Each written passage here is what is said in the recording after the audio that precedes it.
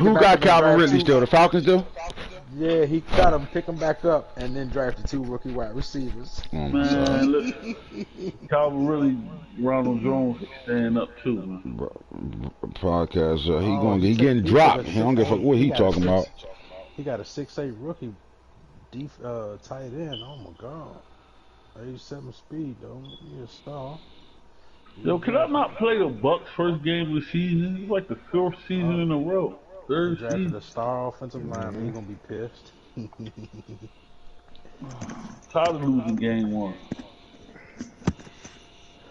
You ain't tired of losing the championship though, motherfucker. He only drafted 1 offensive lineman. He drafted that defensive end. I was looking at his ass. Damn it. It's a build up, you know what I mean? His ass, man. I know. J. Thomas, 6'8", 290. The premier. 90 fucking speed, bro. Fucking animal. 94 strength too. Oh. He got the boy J. Thomas, right? Yeah. Man, the chopper. Yeah, that was a good pick. I wanted for real. That was a great fucking pick. He drafted him right before Hitter. I think Hitter was interested in getting him. This is, Oh, bad game, Collar. he took him. That was his first round pick. All right, that's not a bad pick. That was a pretty good pick,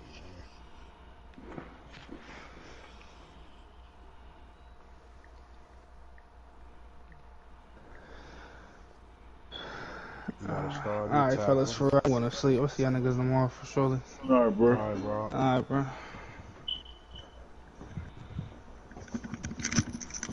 Ain't do no corners.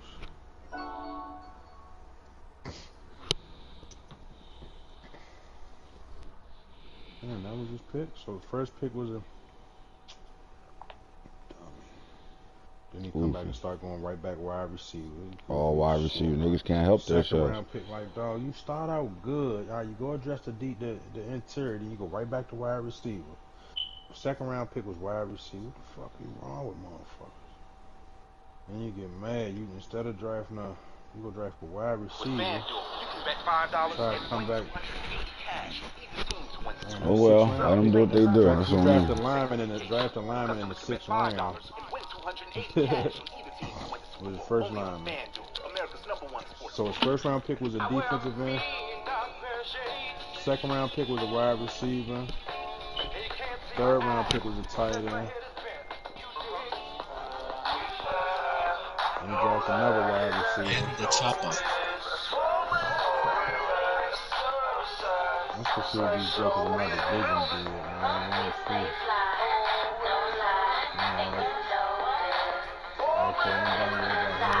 Let's see how many still up. Because I said something on that before I put this thing out. Oh, you damn sure. I already know.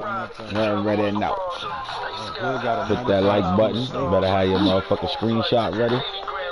I'm the only one that liked this bit so far.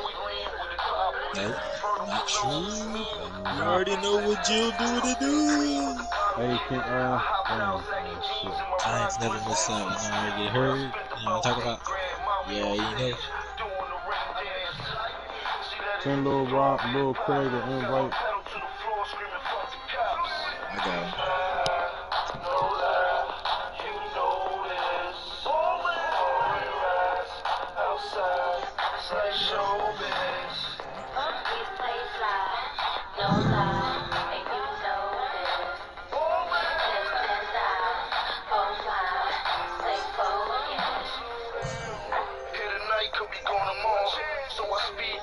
Like it's no tomorrow. 100 G's worth of ice on the Audemars. And we in the street life till they call alarm. I made the whip get naked while I switch gears, bitch looking at the bracelet. Step out, show me what you all about. Flashbacks to last night of me balling out. Craig just got off, brother. He just finished his game with the bed.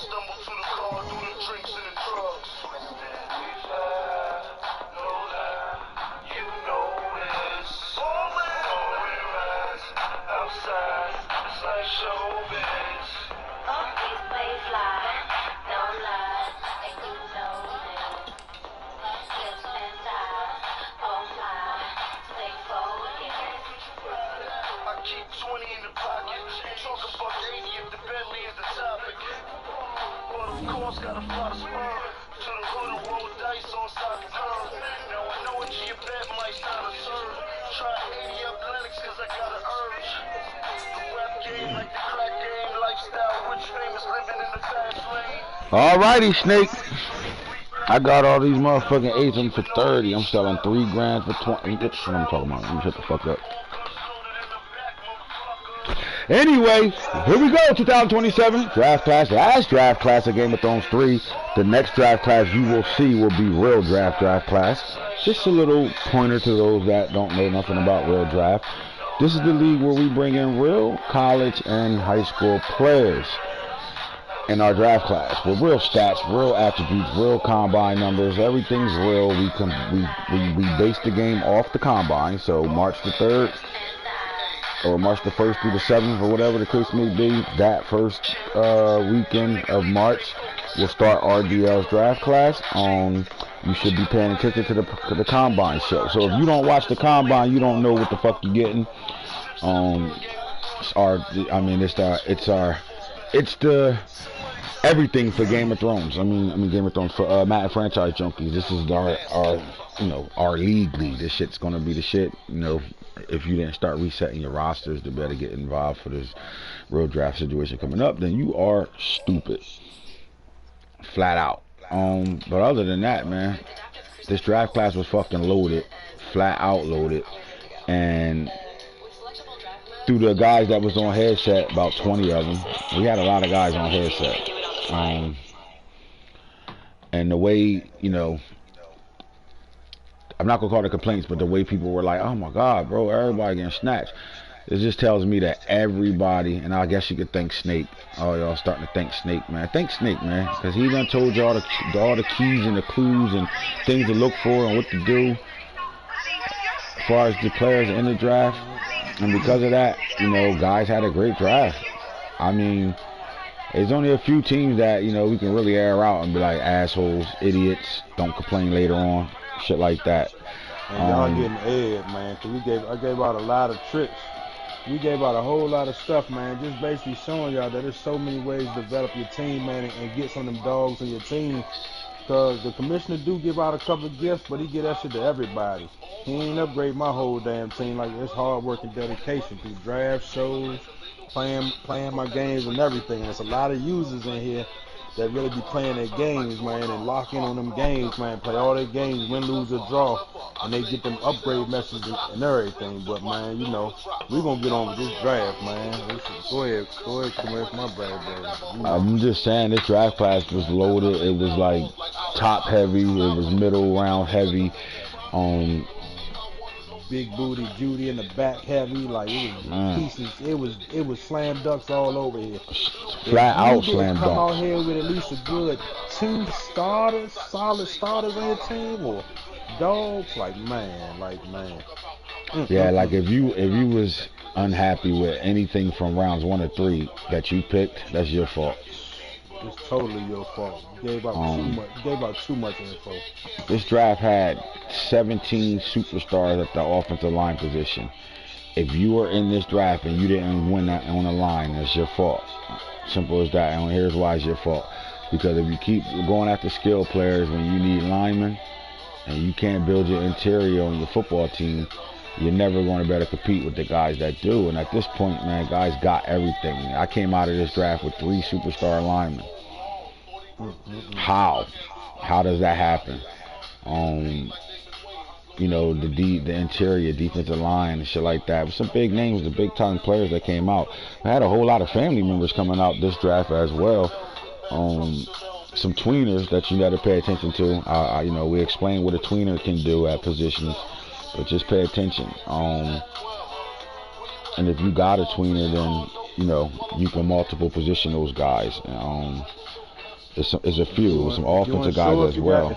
If you unsure about a tweener, before you just go switching and stuff, DM a commish, you know, pop their picture in there, DM a commish, and ask a commish though. Don't just be swapping stuff, man. It's real simple to get the rules out, man. Just ask. All you gotta do is ask. Somebody will respond to you. And for those that don't know, tweeners are guys that can define our position rules. Those guys can define it and play multiple positions. So if you got a safety or a corner that have safety traits, and you hear me call him a tweener, he can play the safety position and corner on your roster. For example, Solo Savage was one of those guys where he can move them around all year long from safety to corner, pity match slot corners, and certain formations, whatever you want. He can move them around, play there, and not cheat the rules because he's a tweener.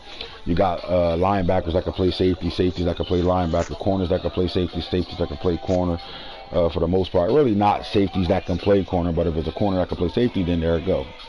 Offensively, you got guys that can play wide receiver and running back that define our rules. There's some guys that can come in the league under the weight requirement at tight end, but because they're tweeners, they can play both receiver and tight end, and they might be 230 pounds and they don't fit your what's the name, but you don't know until you find out. There's ways to find out, and if you don't know, just holler at one of us that do know, and we'll put you on deck. You know what I'm saying? Just gotta put you on point of where it goes down to. The reason the commission make those type of players, man, because you got those real life players in the NFL. You got the Isaiah Simmons of the world. You got the Honey Badgers of the world. You got the Kadarius Tonys, the Percy Harvins, all those type players. Now, I ain't going to give out all the secrets you found in them, so, like, that's on you. But, some people did some good jobs this draft. Yeah, we saw some things that, storylines of this draft class, too. I mean, you had a team in the Philadelphia Eagles who drafted a quarterback who played all last year. He didn't redshirt him. He split time. I think the only time you actually didn't really see him play was in the playoffs. But he played all year long, and now he's back in a situation where they drafted another quarterback this draft, one draft class later, and picked that quarterback in a situation because, you had a guy who thought he was taking over the keys to the car, getting the keys to the car, and all of a sudden else they said, wait a minute, this might not be your car. You got to do a little bit more to show us this your car. I mean, you pick up a dog quarterback too, and then you go get another dog quarterback. You know what I mean? You had some guys that got some. We had a couple of running backs in this draft that was good, like really good running backs. And I'll tell you later on in a second when we get to it. I'll talk to you about the one guy who got him a diamond in the rough at running back, because this guy can literally play either or, running back or receiver, and he's one of the fastest backs in the draft. Fucking nuts. Snake, you went through the classes a little bit. You went through some things while I'm going down to get me some ice real fast. You went through it already. You saw a lot of shit. Before we ask what we going to ask, man, we going to get some participation, because I know what you going to do. So, like, if I don't see proper participation, I'm going to talk against it. So, we had about a good, 23 to 25 people drafting? No, we had more than that. Way more than that. We down there only had 5 people. Not even. Everybody who's on that watched the draft, Bengals, man, while we going through this, Broncos. Some of you guys, put some teams in there. Don't talk about yourself. This is not a segment to talk about yourself at all. Some of you guys, drop a team in there that you think made some quality picks in this draft. We're going to go back through it and check it out while we're going through some things. We're going to go talk to some things. But if you've seen a team that made some dynamite picks or some great picks, man, just drop their name in there, and so we can check out and see who's really paying attention with us. I know this. We can't. How many people was in the chat during the draft that we had in our chat? 11. 11? All right. And then 11 that was in that chat as we going through the draft talked about, dang, he got taken. Damn, this guy got. You know what I'm saying? Like they went through damn, these niggas getting took. Like, what the fuck? And that's a good sign of the league, man. I mean, it only took 6 seasons to get it right. Any other time, we're gonna see 10 wide receivers and cornerbacks in the top 12 players. Like, that's it. Like, I mean, shit, some of the better receivers didn't go to second round. Matter of fact, let me ask you this. Did we even have a first round receiver in this draft? Did we have? That's Did we? I don't know. Did a receiver go on the first this draft? I think so. And it was legitimately 3, maybe 4 that was first round talents. I think some. I think the Browns took one in the. Didn't the Browns take a wide receiver? I think the Browns took. He took the Florida State. He took the Florida State boy, but he took a 29, guy round that was a 29. first round grade, but had a bad combine. Even though his numbers were still great, he had a bad combine. They dropped him from the first round to the fourth. So I could tell you this: he's going to struggle with that guy. Not play. I don't think he'll struggle too much gameplay, but development is going to be weird for him. Like he ain't going to really enjoy the fact that guy ain't going. You can't cheat speed. Speed is speed. But the problem is this: the development. Right. You know, niggas don't listen. When you see them red players, and you want to jump out the building and go get them. Good luck with it. If you're great at developing your team, I would say do it anytime you want. Right? But if you ain't super great, just know this: those players drop for a reason. That means something's wrong with them. That means they're not gonna have a good shell. There's something wrong with them for them to go from a first round to a fourth round.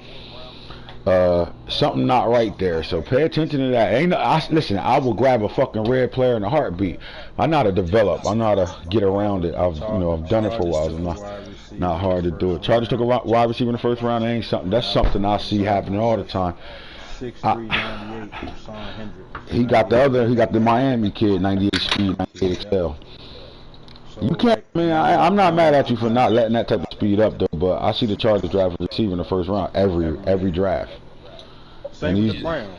See things that I question a little bit, like you don't have other positions that's a need more than receivers when you, but to his credit, he take a season off, you lose development in guys like a Jermaine Pierre, who was literally week 3 Falk was screaming this motherfucker is a problem, to not getting no games played and just sitting there, and you lose damn near a whole season of development with that guy. So I'm not mad at him for getting a wide receiver, especially a guy with that type of speed. 98, like you can't. We haven't had a receiver with that type of speed come out since the kid Stevens from that I traded for. Ladarius Stevens was the last big body guy like that, had a big 6'3" frame with that type of speed coming out.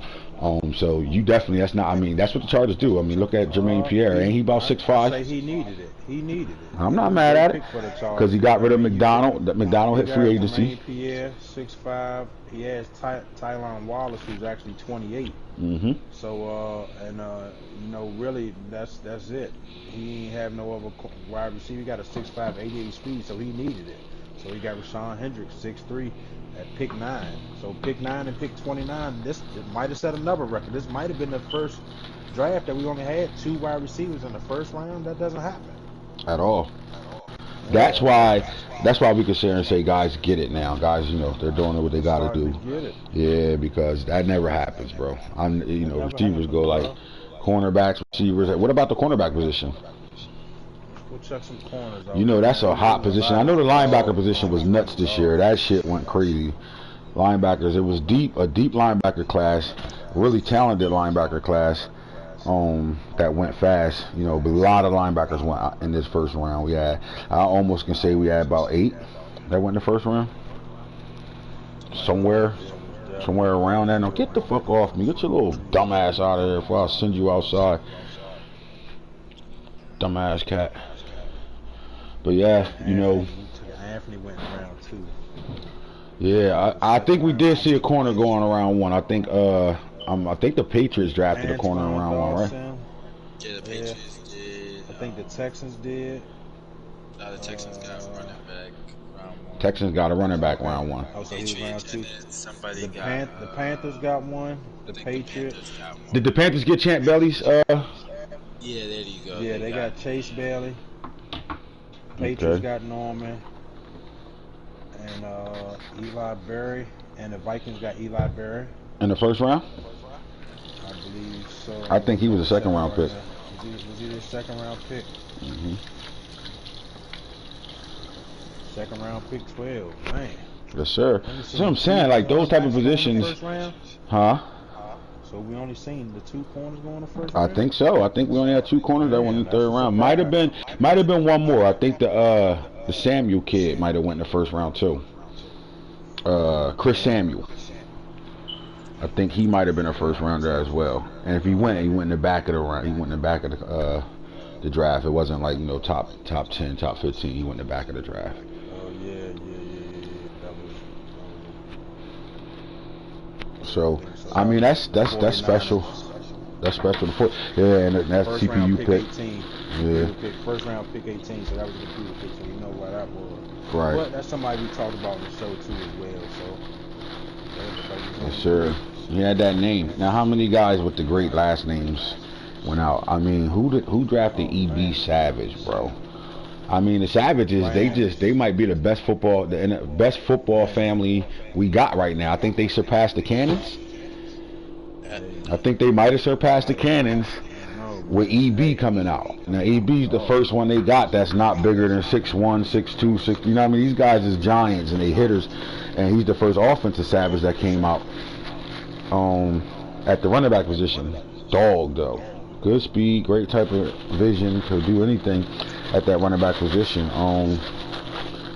Might even be the best Savage that we gonna see so far. I know Solo has something to say about that. I mean, like, I don't know about that. I do the little too much. Von Savage made the Pro Bowl, went up to an X Factor.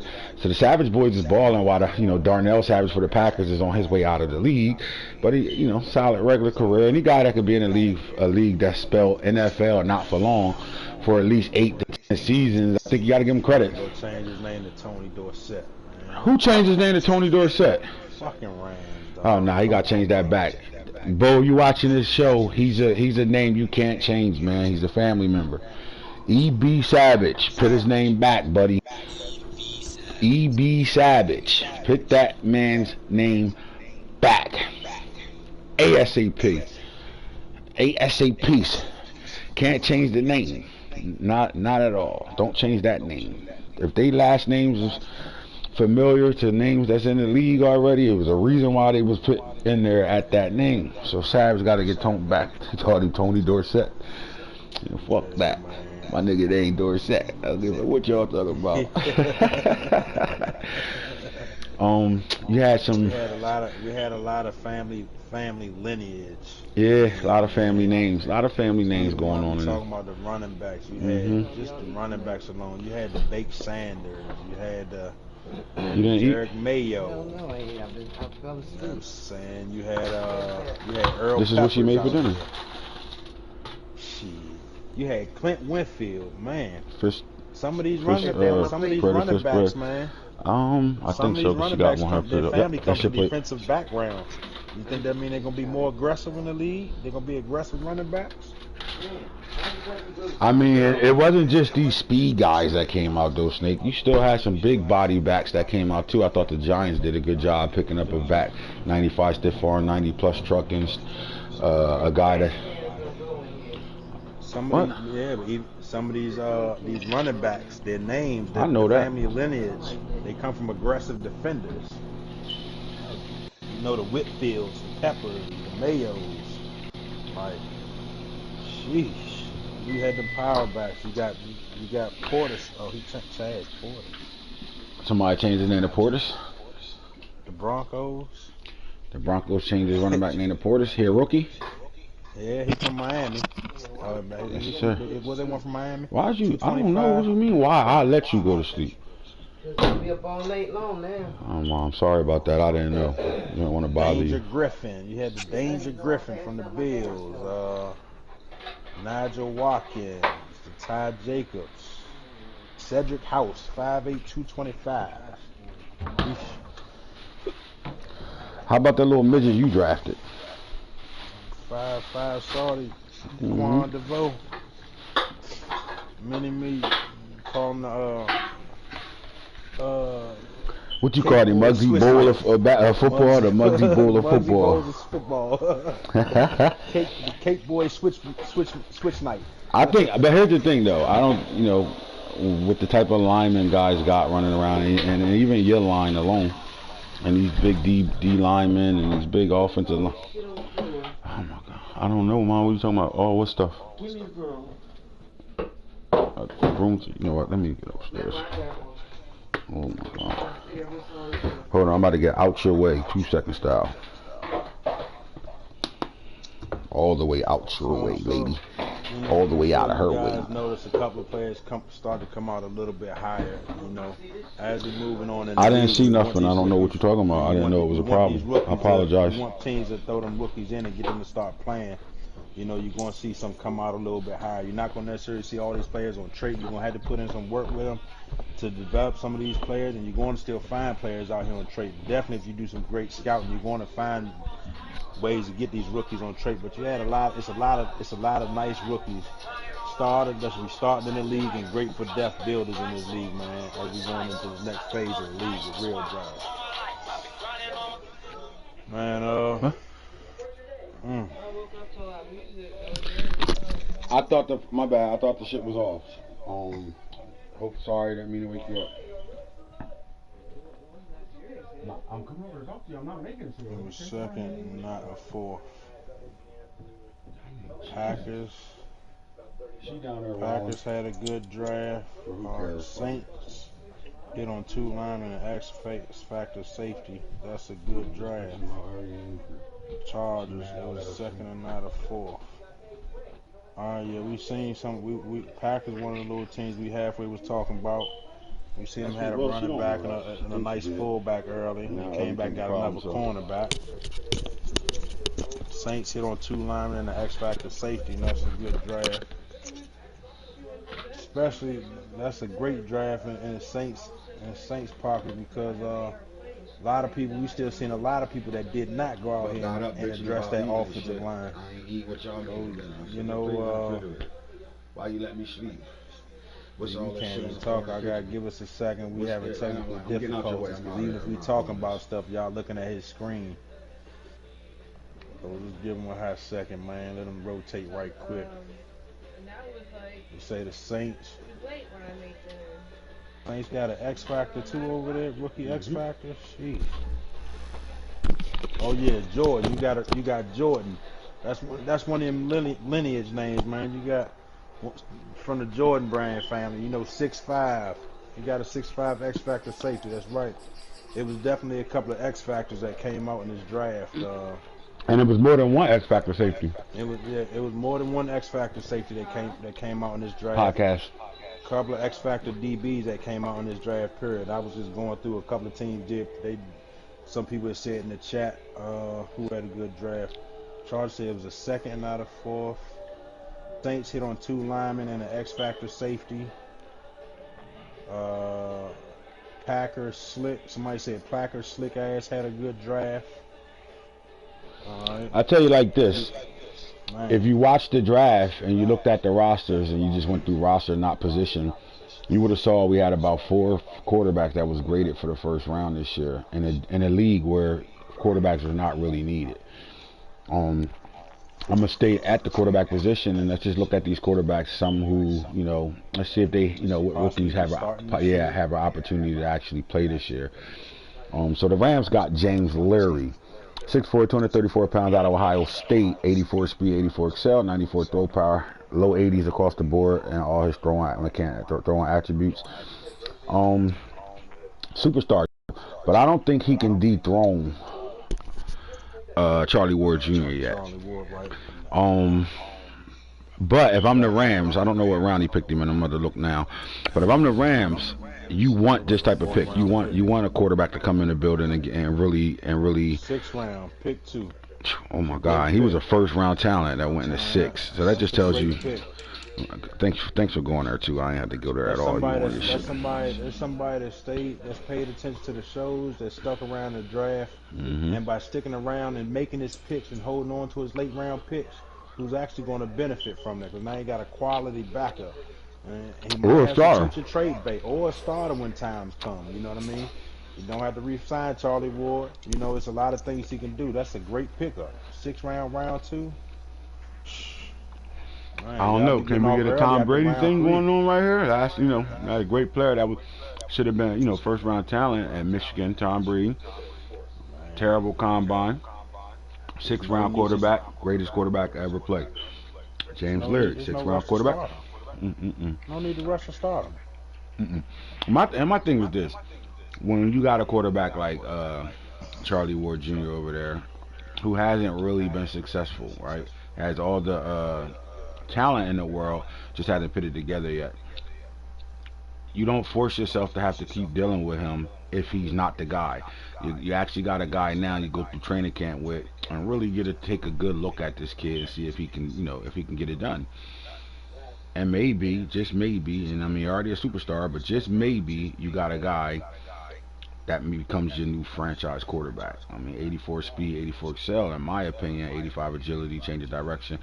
He's still mobile enough to move the pocket and throw on the football, right? He doesn't have to be a great runner. One thing for certain, and two things for sure. You can't go wrong with bringing quality competition in the training camp, and that's what the Rams did over here at multiple positions. Yes, sir. They kind of learned from that Ravens tree a little bit. The Ravens constantly bringing people in, and I guess one of them coaches came over from the Ravens tree, so they constantly bringing new talent over here at multiple positions, just like them Ravens players. So they use some players thrive in that competition, some players fold. I think a lot of these players over here, we should see how they pan out. But it's a great pick in round 6, pick 2, man. Now, the Bengals didn't, draft, so in this sense, they drafted a quarterback. But look, man, you got a guy 86 overall already. Literally 4 points away from threshold with 98 throw power. I don't know if the quarterback that they got is safe. Scenario. I know I'm not panning. Not with this. Not with this at all. Like, this kid, he was like the number 1 or 2 pick in the draft itself. Is he superstar X Factor? I'll let you know in 2 seconds. I think that is what'll change it. If he's the X Factor, it's gonna tell me he was the number 1. He was the number 1 player in the draft. He was number 1 player, round 1, pick 15. So we had a quarterback at 1 and 2 in the draft. X Factor. That's a win, bro. I'm sorry. That's a flat out win. That's a walk into a situation. And you go look at a lot of his numbers. Some of his numbers are about in par, almost in par with Solero, as much as their difference is. That's tough. This is a definite winning situation, man. You can play him right now.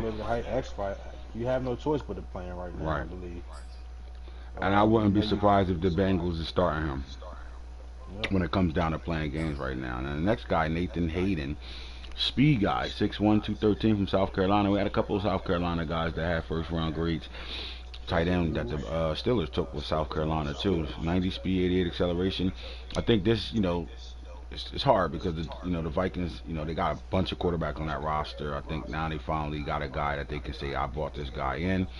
This is my pick, and let's go. And they got a guy that's dual threat. You can move around with him, move that pocket, and take off if needs be. I do think this helps the Vikings out. I think he's going to be the day 1 starter.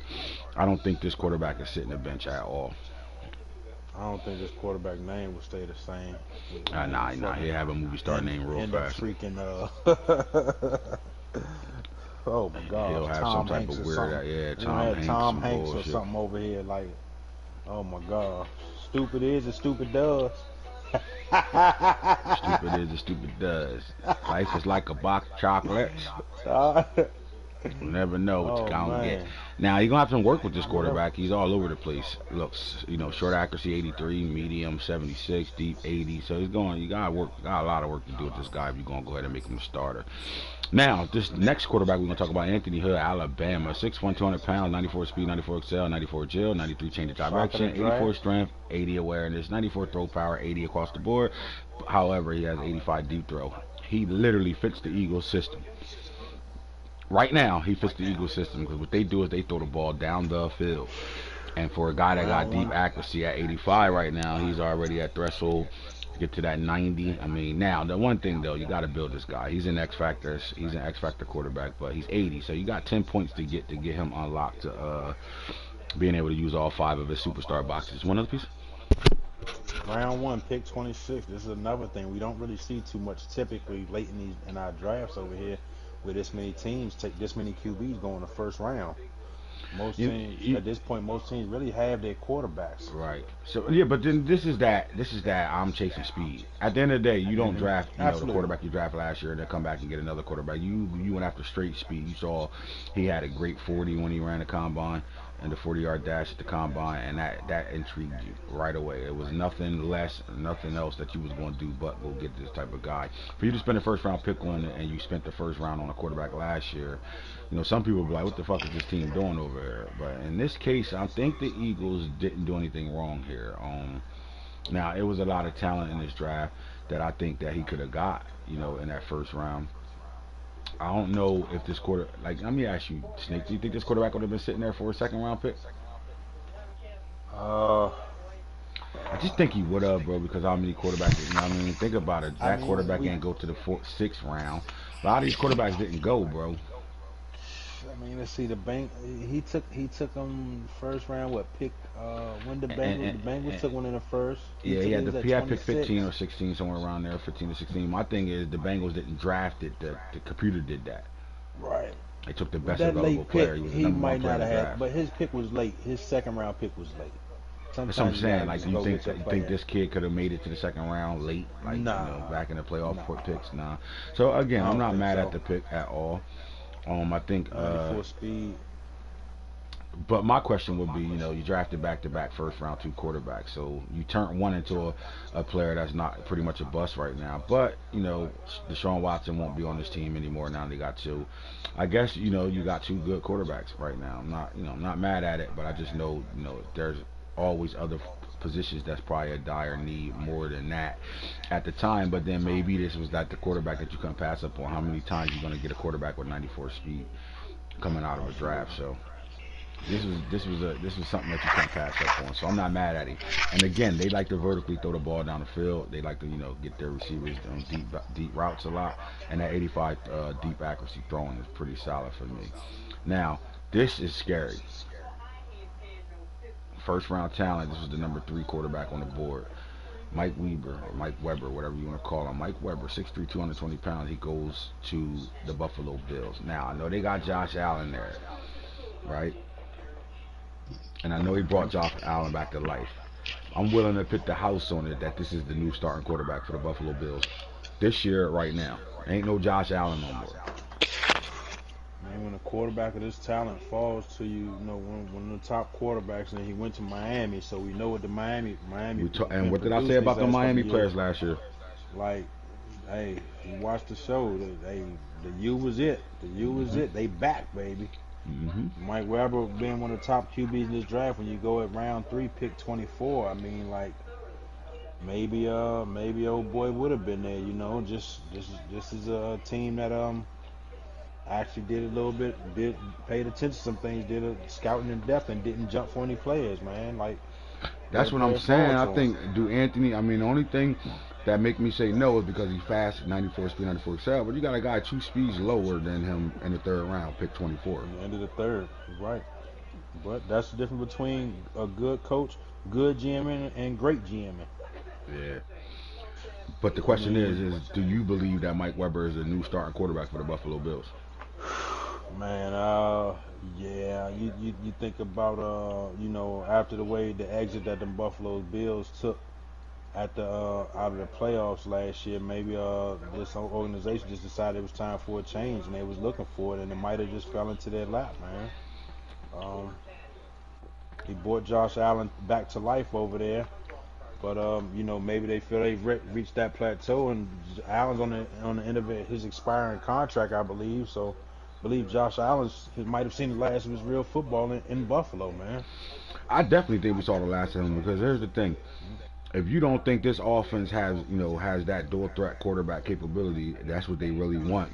They got exactly what they want. If you watch Coach Hoodie and the way he played football, this quarterback is the perfect quarterback for his system right now. He will kill you now on the rollout. Like, it's going to be really hard when he get him up to speed to stop that offense now when they got a threat like this with that type of speed. He was doing it with Josh Allen. Imagine what he could do. Now, he do lose a little bit of strength with the arm throw, the downfield throwing. Josh Allen had one of the strongest arms on any quarterback. Something else that he lose too, though. He loses escape artists and hot rope. Yeah, he gotta make a decision when it comes down to that. When he get into a superstar X factor, I don't even know if this guy's an X factor. I think he's a superstar. So he got a lot. Maybe Josh Allen do play this year, and we're gonna see a lot of this guy getting another contract renewal. Right. So he got time. It's not necessarily a rush. He can get him around and you know and develop him this year. You know, like you say, Josh Allen is under contract this year, but sheesh, at 40 million on the books, he can definitely be up out of there. Yeah, and I just think, you know, I just think, 90 speed. you know, 92 speed, 92 excel. I mean, this is a guy that is the type of quarterback that that coach wants, so, and I know that. Gets on So the field. it goes two ways. It goes, you know, you ride it out with Josh Allen and let this guy develop, like you know, a lot of guys did with their starting quarterbacks. Or you put him in the fire right now and let him play trial by fire and just go out there and get him ready because the more he plays, the faster he unlocks. The faster you get him unlocked, the faster you can get him a breakout message for an upgrade. So I think we're going to see this guy early, and this will be the new starting Or you do what the quarterback. Eagles did. You play both quarterbacks Play and both have two quarterbacks, quarterbacks yep. in the top 10 of the AFC. The Eagles definitely had two quarterbacks in the top 10 on the NFC side last year with Deshaun and Joker. Look, now neither of them have a job. So, you know, Right. this is to be continuing. We must But pay that's the attention thing. to If this. you don't got if you got two starting quarterbacks, then you don't have one start. You don't have a one starter. And look what happened. That We two just seen quarterback it. system didn't benefit nothing. They both are not started. They both out of there. Deshaun won't play it down for them. And King Joker is on his way looking for a On trade his right way now. out, he's looking for it on the block we here. Mm-mm-mm. Crazy, right? Man, How shit go right now. You get our Mark tables turn Robinson. in this in just a year. Hmm. He made it. They had a nasty playoff exit too, man. Maybe they just, you know, it just the team just didn't feel he could throw the ball good enough and had that good enough feel for the ball. He had some running abilities, had a little bit of this, a little bit of that, but maybe Joker just was not ready to really produce in that professional system out here, man. Yeah, I Who wouldn't put it knows, past man? him. I won't put it past him at all. Listen, Mark Robinson, 6'2", 215 from out of Oklahoma, goes to the Kansas City Chiefs. Now, here's my thing. I like this pick. I don't know when. Can you let me know when they picked him while I go to see what type of Picked him early ability in he the has? second round. Picked him second round. Pick 8 in the second round. 6'2", 215 out of Oklahoma. Mark Robertson. Still got Superstar. That's a Mahomes. win. I like this because of the age of Mahomes. I like this. This takes him into the next phase Next of things phase. as this new starting quarterback eventually. I don't think he sits Mahomes right away, especially a guy that's a complete Chiefs fan. I don't think he's going to sit Mahomes, but this gives you a guy to develop behind Mahomes and be ready to take over for Mahomes now that he's up there in age. So I'm not mad at that pick in the second round either. He got great throwing power, 96 throw power, low 80s across the board. That's things you can work on. You can get him developed as he sits, and he could do the Patrick Mahomes situation. He sat behind Alex Smith for a year. Same thing. Mark Robinson comes in, sit behind Patrick Mahomes for a year, and who knows? Maybe he might be ready to take over as a superstar quarterback on this team. Never know. All right, now you get a kid named Anthony Iverson that comes out of this draft that got drafted Uh-oh. by the Cardinals, and then after the draft, a trade was made for him to become a Baltimore Raven. Um, the other 94 speed quarterback. If there's a quarterback that the Ravens want to get, is this quarterback right here. Why? Because it doesn't change nothing for them when it's time to move on from Lamar. I don't know if this sends a message to Lamar or not. We'll see. But this is a guy that can run their offense. What happens is you bring a guy in that can literally run their entire playbook. Now, 94 throw power. I mean, we're looking at a baby Lamar, 80 across the board, 84 deep accuracy. This kid can throw the ball deep. He definitely could throw on a run. He could do everything. I thought the Cardinals, 90 throw on a run right now. 90 throw on a run, 90 throw under pressure, 90 break sacks, 90 play action. This kid's a monster.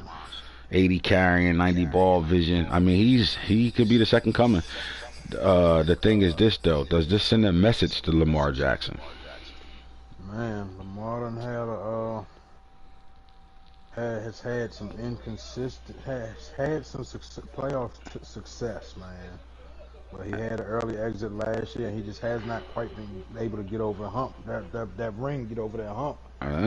Sometimes you gotta, as an organization, you have to bring in some competition just to like shake things up, just to light a fire under the player, man. I think this is just to it's no rush for him at all. Not I at don't all. think This kid can really, Lamar's not in trouble tomorrow, today, but yeah. a week or two from now, a season season or two from now, he could be really looking over his shoulder. He throw a couple of bad throws. I expect to see Iverson in and out and more in different systems, just like we've seen who Mariota and the and the Raiders do a little bit. Derek Carr a little bit Mariota type things. Bring him in sometime. Give Marmar some spell. You know, little Trey Lance, Garoppolo. And if we see some things, don't be surprised if we get a couple of extra snaps. Just getting ready for the future a little early, man. We know the storyline. His daddy played QB. Just NBA gave him that check. He got that check from Reebok. You know what happens. NBA. You know what I'm saying? Go back and look at Allen Iverson high school highlights. This guy could have went Division I football. Might have not played quarterback in college, but he could have been a Division I football player just as well as a mega star in basketball right now. This kid has all the tools. The difference is his dad's 5'10", 5'9", 5'11", somewhere around there. This kid's 6'3". Same type of athleticness though. Great on the basketball court itself. He chose football over basketball though.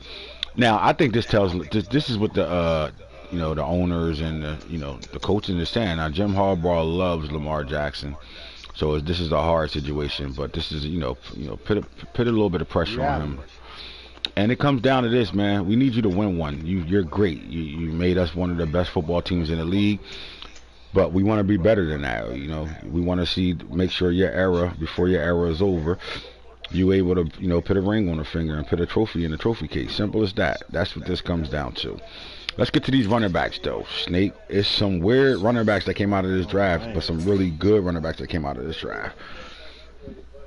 All right. These kids growing up these days, you're gonna have a lot of athletes, a lot of different type of style running backs in the league, man. It's just there's a lot of large variety of running backs that came out.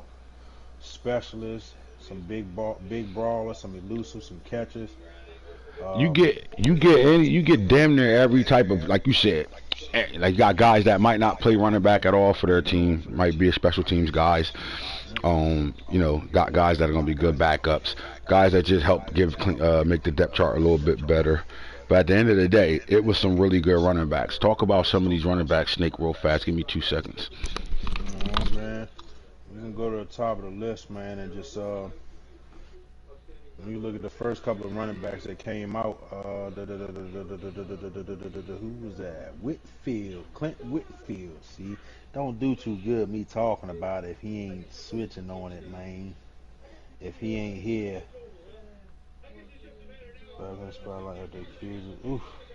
Don't do a whole lot good of me talking about it, cause he's showing it on his thing.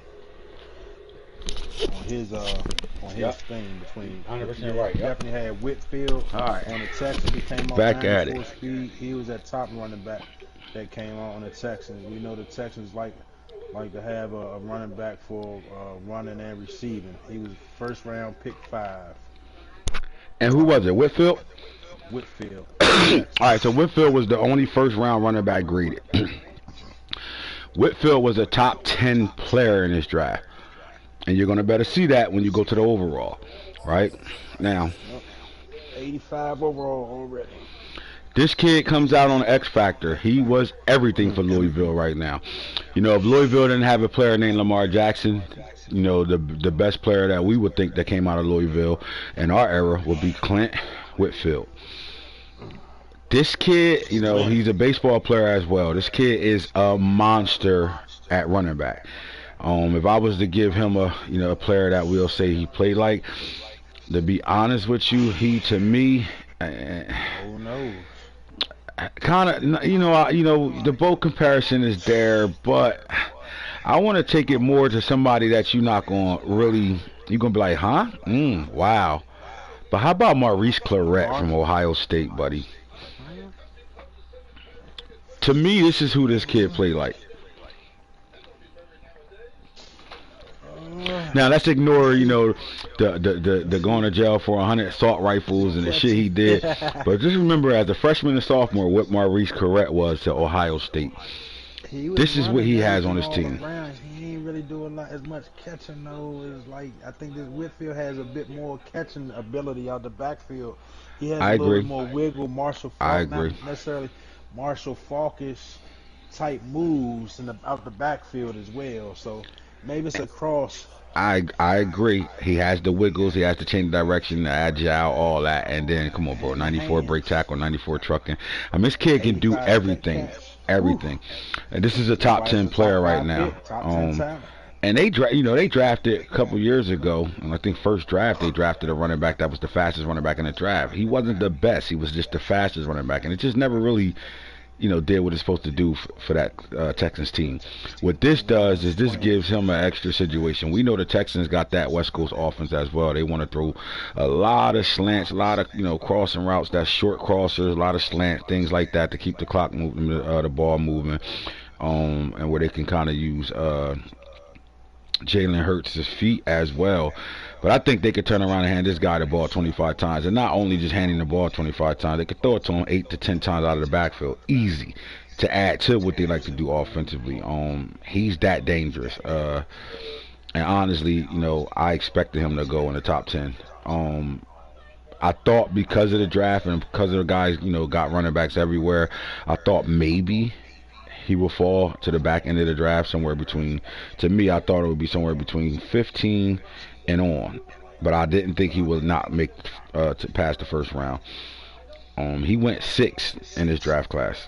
And if it was a team that was going to get him at 6, ain't this the perfect team? Man, you gotta remember, man, it's a lot of things. When we see teams have some sorts of success with things, last year we seen a run on running backs early, so I mean, just thought he could change the fate, go grabbing that that top running back. Remember we see Boone Jackson go out earlier. That's why I say he kind of remind me of a Bo, that little Bo lineage. But we seen a running back go 2nd last year, so we definitely seen some teams not be afraid to go get their player early, go get their running backs early. We've seen a couple of them. We've seen Whitfield was a first. This is the 3rd running back to go in the top 10 in 6 years. Where running backs aren't valued that way, right? And you see what the running backs that went. So look, Tremaine Bass was the number 3 pick, I think, in his draft. Either 3 or 7. You had Boone Jackson last year, and now Clint Whitfield are the only running backs that went in the top 10, man. That's how special this kid is. 86 overall with the green arrow up right now. You're dealing with a dog. This is a dog, and this is for Mark to only mess it up himself. In my opinion, I think it gives him everything he needs in his system to be able to, get busy with him, bro. I like this pick. I love the player. He's an X factor. He's going, as soon as he unlocks, he's already pretty much at the threshold now. He unlocks, he gets to open up all his boxes, and is a wrap. You got a dog.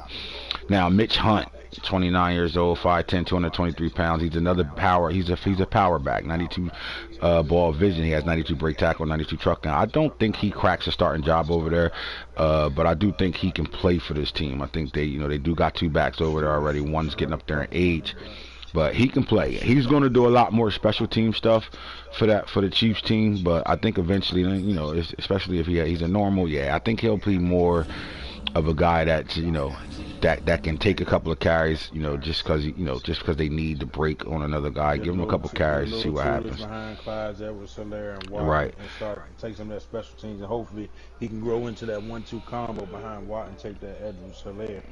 But he, like we say, he's on Woodenwood. He was a late pick. What was he, a 4th round pick? I believe he might have been later than that. But this is 6th round pick 8, so he'll be a stack and stash. Stack and stash. Now, Chaz Portis, sitting in Miami, 5'11", 225 pounds. I told y'all all last year when we did this show before, last year's draft, after last year's draft, all the way up until today, we talked about Miami was the it team. That Florida State Miami game was fucking nuts. Well, here it go.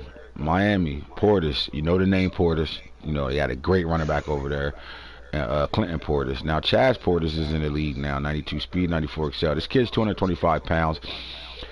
This is exactly what the Broncos need, flat out. Now, my thing is, dealing with a guy on trade. I don't know if he... Round 2, pick 31, man. Pick 31. Now, what is he? Is he a superstar, star? This is what things about running backs is, doesn't matter if you draft them on star. If you use them, you're going to get a breakout message with them. Now, I don't know if Chaz is a superstar or not. You know, I didn't go check it. I don't want to. I think Snake will. But You you're gotta looking look at a at guy that can ball for this team, though, man. He's hidden. That's all I can Oh, say. yeah, I will have to go see it. My So bad. you gotta look on that, yeah.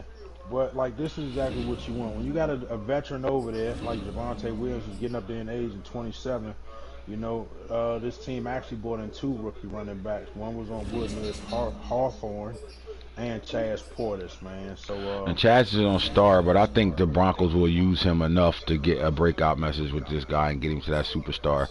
It sucks that, you know, can't get that mentor message like the next guy I'm going to talk about got on her, but, you know, it is what it is. But I like it. You got Javon. I mean, it's the same type of back as Javonte Williams. They brought in the same type of back that they had already. So if they having money issues and they, you know, don't want to bring Javonte back on the next contract, they got a guy that can plug and play and replace him. But we know the Broncos to use a 2-system back. We saw that with the 2 running backs they had in the passing game and running game the last 2 years. And yep, Montgomery. Yep. I think this is the guy that comes in. I don't know if he starts over Javonte Williams, but I do think he takes the role from Montgomery and he, you know, starts to play. They're gonna plug and play this guy in early and often. Gets his touches right away. Right away. All right, now you got the mini me. On his roster. The mini-me. First of all, we're going to talk about why Daquan DeVoe was a selection for the Dallas Cowboys. At 5'5", 176 pounds. You usually don't see this in the NFL at all. And the last ones we saw like this in the NFL, they were great punt returners and kick returners and things like that. But this kid can run the fucking football. This is Darren Sproles in the second coming right now, for sure. Great speed, 93 speed, 93 XL, you know, 92 agility, 92 change of direct. Strong, 80 strength for a little guy. You know, 86 carry, tough, ball carrying, vision, he can see. 86, that means he's going to get in and out them holes. 85 break tackle, 85 truck, and that gives you a guy that can break tackles in between the tackles. It's crazy. Now, imagine not being able to see somebody with the football until he's at second level because of how small he is and he's running behind giants. Just think about that. I mean, if you can't, this is, you know, baby Ward done, a little bit smaller Ward's done. Those guys that they run behind that line, you don't see them until they got the football in second level at the linebacker level. And if this happens, you're looking at an average of 6 yards a carry from a guy that you wouldn't expect to be able to do that. And then he's not going down just because you saw him and you hit him. I don't care about that 5'5", 176. You got to look at the break tackles and trucking. He's there right now. He could do a lot of good things. It's crazy. You in the practice mode with him. You drafted him. Let's talk about this for a second. What did you see in this kid out of Temple? Man, you know, we got a running back line is over here. We got Cummins. Cummins was trained by the great Zeke Elliott. So, man, our running backs are taught not to be selfish. They come in here and train each other. So he was drafted as a star and got a mentor breakout. Mentor breakout, first of all. And went to a superstar. And went to superstar in preseason because of my running back Cummins. Oh man, we seen that 5'5" and that size 176, and just like you said, so when everybody else is going 6'7", 6'8", 6'6", man, let's get somebody to mimic, to hide some of that stuff and do what we do and put them in the right situations. We changed quarterbacks last year, so now it's time to just put some of them little pieces around that we like, that we feel can make a difference, man. You know what a counter gonna look like with this guy? Oh my God.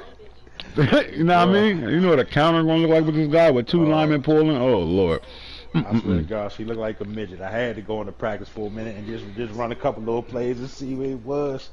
He literally come up to like some of my linemen, their hips and stuff, bro. You don't see him. He's small as a mug, and he got some speed. So last year we drafted J.C. Fields, Casey Fields' brother. This year we let Puka Williams go at the 3rd running back because we were at the same time we were looking for a receiver as well, right? And we knew Angelo Griffin's brother was in this draft in Arizona.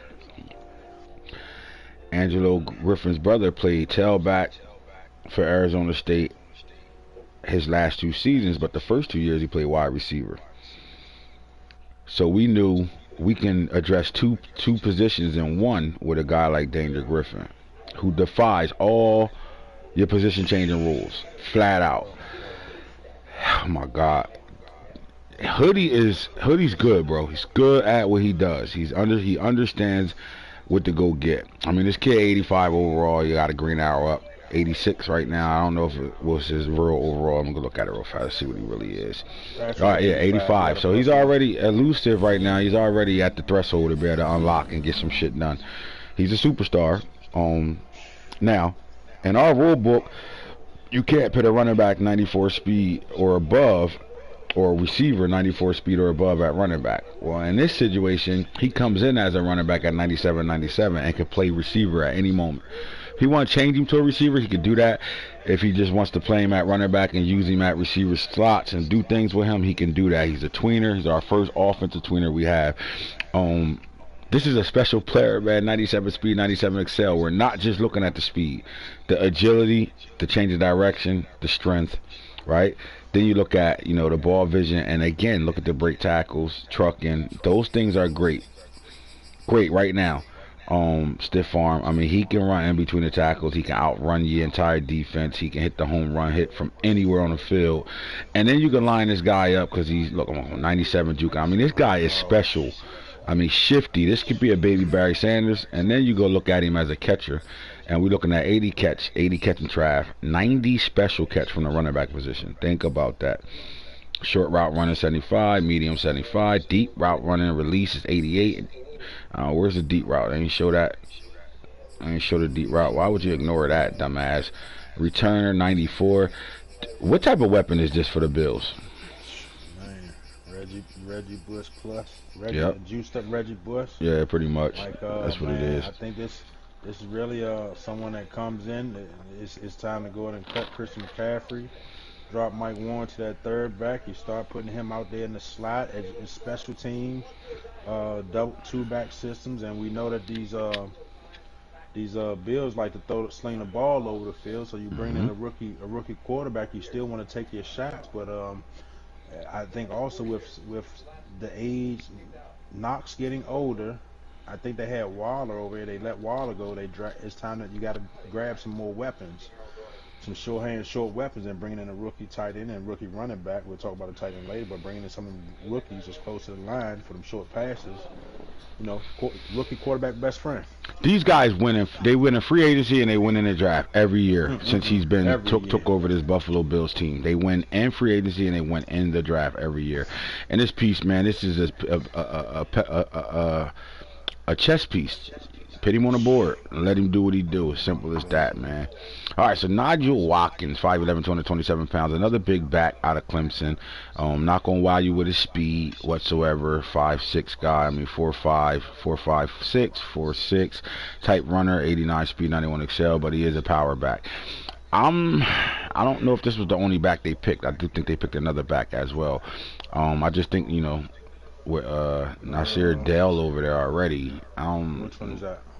Nigel Watkins. Team. Saints. My bad. I like the power back shit, but you know, if this guy can block, I would think he'd make his living in the NFL as a fullback. Yeah, okay. Yeah, he took Nigel Watkins, but he also took Peppers. Nigel Watkins. Yeah, exactly. So he's not playing. Round 5, pick 19. That was a luxury pick. He drafted Peppers, Earl Peppers. Second round, pick 19. So again, I think fullback maybe. I don't really see him really getting snaps. Not with Dell as the starter, and then you bring in the Peppers too. I just think this was the best player available on the board for him. Slash and pick, maybe power play. You know, in case you figured Nasir Dale is 25, he's probably not gonna make it to that next contract. So Earl Peppers is only 210, a little bit lighter. He still has good 85 trucking, but you bring in another rookie that can be that quality, change the pace back with a good 94 trucking, decent some type of speed, and you try to work him in, just see what happens with him. This is one of those plays. You got a veteran running back there. You bring in a couple of rookies, and you know and see if they learn some stuff from him. Best player available pick. Yeah, that's what that is. Me personally, he going to fullback in my system. Ty Jacobs, superstar rookie from University of UL Monroe. You don't lose here. I mean, you already got the kid Streets over there. They picked up a great backup already. And this is what they want to do over there. The Panthers want to run the ball. They want to run that shit right down your throat. And they don't want to. They don't. If they don't have to throw a pass, they not throwing a pass. Bottom line, they just want to pound it right down your motherfucking throat. No homo. Pound, pound, pound, and eat that clock and make you have to motherfucking stop running backs all day long. And they got another big back, 6'1", 222 pounds, 21 pounds, but they got 95 break tackle, 95 trucking, probably 95 stiff arm. He's a monster. You don't lose nothing in this situation right now. And in all actuality, I'm planning because the difference between Streets and him is the speed. That's it. The difference between them is speed. This kid can really, just imagine the run game they got right now with the 3 backs they got over there. I mean, it's another pretty damn good GM move as well. You know, they draft Harold Streets is a guy over here. Let's not get it twisted. So they drafted Mike Washington last year to come in as a change of pace. And, you know, they've seen a little bit of production with the speed, but they might not have quite got the development out of him that they want. So, you know, what do? You hit back in the draft. You go back to the draft. Not in the early round. You had the flashlight. We don't have one. Look, Ty Jacobs. All right, I'll take him out. Drafted. Ty Jacobs was drafted in the 5th round. 5th round, pick 13. And I mean, that's just a sign of a good GM, like I say, man. We didn't see a lot of production out of Washington from the backup, so you bring Ty Jacobs to back up Harold Streets and to start to get some carries, and you see, you see who excels in this Panthers system. That's all they want to do is run the ball. Yeah, that's what they gonna do early and often right now. So now they got a three back headed monster. You bring another 3-headed monster in the backfield. Last time we saw that was the Eagles. Remember season 1 when they had that the triplets in the backfield? Oh my gosh. All right, so the Giants go and get Cedric House, 5'8", 225. Another one of those power backs. I like this pick because they didn't have that type of running back in their system. The ones they had really never panned out to really do the things that they want to do. Now they got 2 different style running backs. They got the elusive guy in St. Barkley, and now they got a guy that could just give you the 4 or 5 tough yards when you need it. I'm not mad at this pick at all. I think this is something that they should have done. I think it's a solid pick. You know, they bought in DeAndre Swift, you know, a veteran just to as a bridge gap. Then you know, you still got Saint, and then he will. You bring a House to give you that that Brandon Jacobs, that TJ Duckett type feel over there with a little bit more speed. So they got their boom boom. Definitely do. That alarm loud as hell, ain't it? Shit, wake up the neighbors. Oh my God. All right, so I ain't in front of the game right now, man. Had to come take this little dog outside real fast, let him piss real quick. Right. So I don't know who that next running back's on that list right now. To this next running back, let me go back over the rosters. But look, though, Snake, real quick on House a little bit. After they traded Saquon Barkley, they've really been a team running back by committee. We did see St. Barkley show that he can hold it down for this team, but they also had the kid DeAndre Swift they brought in through a trade last year. I think they're going to move on from DeAndre Swift. You got to see that play out because they did go up a 3rd round pick for him. But I think House will play a lot this year, especially on Superstar now. They need a back that they could put on Freight Train and Tank. So he got to work him into an X Factor. And to be able to work him into an X Factor, you got to play the guy. And if you're going to play the guy, you might as well get him ready. You know what I mean? To be a big-time player for you. But the moment he get that X Factor on that guy, we're looking at Freight Train and Tank on a guy that got 95 break, 93 break tackle, 93 truck and shit like that. He's a dog. 93 trucking already, 93 break tackle, like 84 strength. Like 84 strength. 225. 225. Yeah, for them linebackers and shit. He gonna better run through some of those guys, man. You're gonna see. Don't tackle this kid if you want to. He got a 56 awareness. When he drafted it though, he screamed 95 stiff arm, and you scream back. You don't know why you screaming that. You don't use no damn stiff arm. He said, I never had a player with 95 stiff arm though. So that means now I got somebody that I can use the stiff arm with. So we're gonna see what he could do. The last stiff arm and running back we saw was Derrick Henry. Let's go. I ain't gonna hold you. Barkley got 90 plus, like a 94 stiff arm, but you know, hey. Yeah, fuck it. He already had a high stiff arm. Try to hit us with that bullshit. Try to justify your pick, huh? Make it more than what it really is. This shit, Snake. You know he in your division. Them niggas stole your division last year, man. Hey, they robbed you. Hey. It was a great run, man. What, Mom? Baby, right back at it. Yeah, he went to the bathroom. Baby. No, Can't take nothing away from him. it's not raining. He won it. It's not raining. It's just cold. Well, then I didn't feel like it was raining. Danger Griffin, Nigel Watkins. That was Ty Jacobs on the Panthers. Cedric House. Marcus Woodson. Marcus Woodson. Who is this? 5'8", 210 from Pittsburgh. Drafted by the Eagles.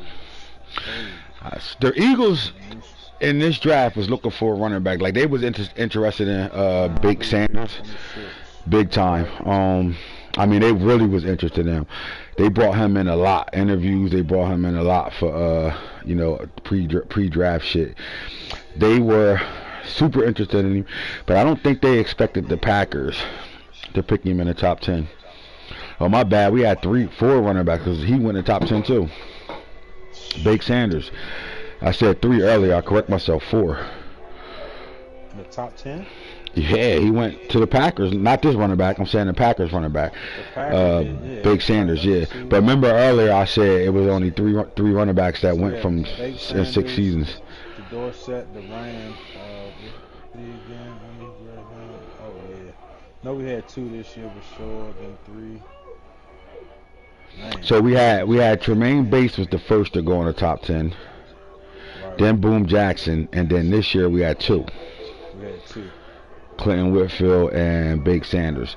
Now I'm not saying Big Sanders don't got top 10 potential and could have been a top 10 player. I just think, you know, the Packers reached for him. But when you get a guy at that type of speed, you can't really call that a reach. Speed kills. But I'm just saying, I'm bringing up Big Sanders because the Eagles seemed like they was really interested in a running back and they had their eyes set on the running back. And I think, you know, yeah, and the quarterback was super trending for them. So once they drafted that quarterback in the first round, I think eventually they just came back and said, we will get a running back, and when it's time to pick a running back, we'll get the best available. Yeah, Mom. Yes. Oh my God, bro. The Pittsburgh Steelers. Didn't I call some of the stuff in this draft, and then I say this is going to be a draft where you have to go get your player.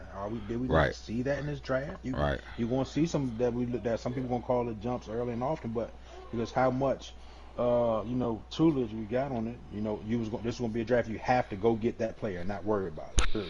And I think we've seen that. Yeah, you definitely has. Like, look, man, the player you interested there, one of the 3 players you interested there, get him. Like you say, we had 2 running backs go in the top 10. We had, 2-3 quarterbacks go in the first. We don't see this type of stuff happen. We've seen so many linebackers. We've seen that early run on linebackers and DBs early. Like, it's just, we only had 2 wide receivers go in the first round. And the first round, 2 of them. The first round. Shitting me. Now, Spencer Moss, I love this pick. I love this pick from the Dolphins, and here's why. I just think when you do a good job and you got a good team and you got a playoff team built, you know, you want to go get the best available, but at the same time you want special. And it's special written all over a running back like this. Now, I like this running back because the one they have already in Nuna East is a running back that can, you know, in between the tackles. Their style of play, they want to be in shotgun all game long. And they want them inside zone runners right now. And I just think, you know, with him in shotgun in the inside zones, I do think, you know, with the skill set of, you know, 96 agility, 95 change of direction, he ain't running through breaking tackles and nothing like that, but I think they can get this guy on the edge, you know, get him going second level. They got a good back here. He's a change of pace back, and I think he fits their offensive style because he can catch the ball out the backfield. Yeah, absolutely, man. You know, the first thing you think about Dolphins, when you think about the Dolphins, you think about walking Waddle. So, you know, once they got their quarterback situation straight, they tried to put other pieces around. We know Waddle is the guy, but we want to take some attention off Waddle. So they've been adding speed. They added a wide receiver too. They started running with the Nuna West, and now you add that other change of pace back out the backfield that can catch it and come in with. Did he have 90? The special catching. He has catching and everything. So immediate, I think he touches the field immediately as well. Yeah, they do a whole lot of Texas route running with their running back. So this guy is going to catch the ball a lot for this team. I definitely think I don't think he cracks a starting job, but I think he plays a lot. He gives East some time to chill at times. and they don't lose anything with them. Maybe power running, but this team really doesn't want to line up and power run you. They want to throw the ball. Right. Now, E.B. Savage is Tony Dorsett. He's going to change that name back. Matter of fact, I'm going to change that name back. I think he changed the school, too, because this was a Florida State kid. I'm not going to change it now. I'll let him know he got to change that thing back, buddy. Sorry. But E.B. Savage is the bloodline of the Savage brothers. Simple as that. And this Savage comes out 96 speed, 96 excel. Another one of those guys, 97 agility, 95 change of direct. He's strong, 80, right? He can carry the ball, 83 with the green arrows up. 90 ball vision. That's where he's special at. Like, this kid sees the hole. He's not a one-cut running back. This kid can create his holes himself. You know, you could tell this is the type of running back, if, you know, you're running him off the right tackle, that hole not there, the play starts to go to the right, and somehow he ends up on the left side of the line before he gets out the backfield. He's that type of guy, right? Then he comes with good breaking tackle, good trucking, and good stiff arming. After that, then you get back into it, 90 spin, 95 juke. He can do everything. Catch the ball out the backfield. You can see it, 85 special catch. Route running is solid, you know what I'm saying? Release is great. You're not going to keep him jammed up if they put him in the slot. This kid can do a lot for this team, and I honestly think if it's something that the Rams needed, and this was it, they needed a running back in the worst way. They spent their first round pick, and they got him at pick 23 because they swapped picks with the Ravens and went from second to 23, and they landed a top 15 player. Just think about what type of player this is. With the green arrow up, he's the 87 overall right now. With the green arrow up. With the green arrow down, this is the highest rated running back in the draft at this point right now. 86 elusive, right? 84 receiver, 75 power. But his elusive back at 86 makes him the highest rated running back that came out the draft right now. And Whitfield was the #1 running back. And you see what he is, 86, so that drops him to an 85. So at 23, they might have got the best running back in the draft. Think about that, though. And this on top of trading back, you know what I mean? This remind me of kind of like the Diggs brothers, man. Savage is a name. They have a storyline in this league, man, you know. So just like you had the Diggs, Stephon and Trayvon Diggs, you know, growing up trying to play wide receiver, running up under the little brothers and this, that, and the fourth, and, you know, he might not have the route running as good, but he's a little bit more, he got that physicality. Now he's playing a dog cornerback. So with the Savages, a lot of them play defense. Right. So, man, you see it. So if you look, he even has some little defensive trait. He got some strength. You know, he can catch the ball a little bit. I think he got some of those abilities from playing defense with the brothers as much, but he's a little bit more physical. He go create that contact. So, you know, playing on the other side of the ball while you had the brothers trying to tackle you, he had a natural knack for it, and he got switched right away. And then, man, like that's what it's about. But Snake, if you really think about it like this, man, you know, the names that's starting to take shape in this league are the Savages, the Cannons, the names like that. Even the Griffins now, you know, it's starting to really take it. Peppers, starting to see these double, you know what I mean, double names. Look, the Wagners. Like when you got a guy that come in the league and make a name right away, and then a brother comes right behind him, just that alone just tells you, you know what? If the brother was doing this, what the little brother could do. Now think about this. Most times the younger brother is always the toughest one. Most times we grow up in a household full of boys. Yeah, they the toughest. The older brothers whooping their ass all day long and beating them up and, you know, torturing them and shit. They be really the real ones. They the dogs. This kid is a dog all the way around across the board. Now just think about this. Same token, they getting the most knowledge because they getting the information from everybody. And he's one of them guys that we heard all through school and everything. He was a bookworm. He wasn't one of them dummies. His school got changed, didn't he go to Florida State? I thought he was He's a Florida State guy. A lot of stuff on him changed that's going back. Trust me. But, just think about the talent though that come out of Florida State, man. These guys ain't won a national championship yet, and they got talent coming out of there left and right. I mean, they might have, and since year one, Florida State might have the most drafted players in the league right now. Man. Now, with that being said, though, imagine the family reunions that they go through, because it's not just brothers. You got cousins and things like that, and you still got another one coming out. You know what I mean? That's another one. You know, their mom and dad got busy. They got 11 kids, right? 3 of them are girls. Just that's all I'm gonna say. They got 11 of them. 3 of them are girls. They said the one sister could play football. Man, she was kicking. She might be getting a kicking scholarship. Huh? Right, out there kicking the shit out of the football. Missing. Look, she didn't play soccer freshman or sophomore year. She went back to soccer her junior and senior year just to get a scholarship. To get into school and shit. But other than that, man, dog. But I love this running back because, again, at 23, they might have got the best running back in the draft. Simple as that. So we'll see what the performance is going to be going down. We'll see. Just pay attention to them. See what they can do. So we had three first-round running backs this draft. 2 top 10s. Yeah. Boy. When you talk about it, All right, so the Browns drafted the #1 receiver on the board. The question with this kid is another Florida State player, man. I mean, do they not send every player they get every year comes out, go to the fucking NFL? Jesus. Man. God damn. So either they got bad coaching over there or what? Something ain't right over there for them to have this type of talent every year in and year out, coming out. Because he was #1 receiver in the draft. Hold on. They had the Savages and the Cannons out there. Yeah, yep. Bro, Savages and quarterbacks come from out there back to back. Man, they just man. They got 3. Do you know what their quarterback room looked like? 2 of them got drafted last year's draft, and 1 got drafted in the top 10 this year. They got another dog coming out.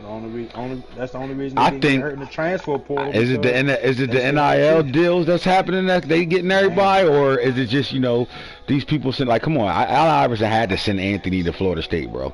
He had to. I mean, I think it's the deals, and not only when you still see 2 quarterbacks come out and still get drafted, regardless of what happens in college, it sets a good tone because we had 2 quarterbacks come out. We've seen wide receivers come out in the first round back-to-back years.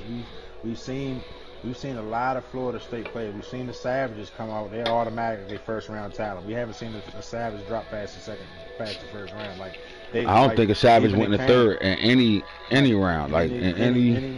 Yeah. Florida State is getting players getting drafted early and often, and just when you have Florida State coaches that used to coach in the NFL, coaches got that direct line to them, so I think players know that, and it can't keep it from going out because teams get that real in-game college, that practice. They really get to know these players, man.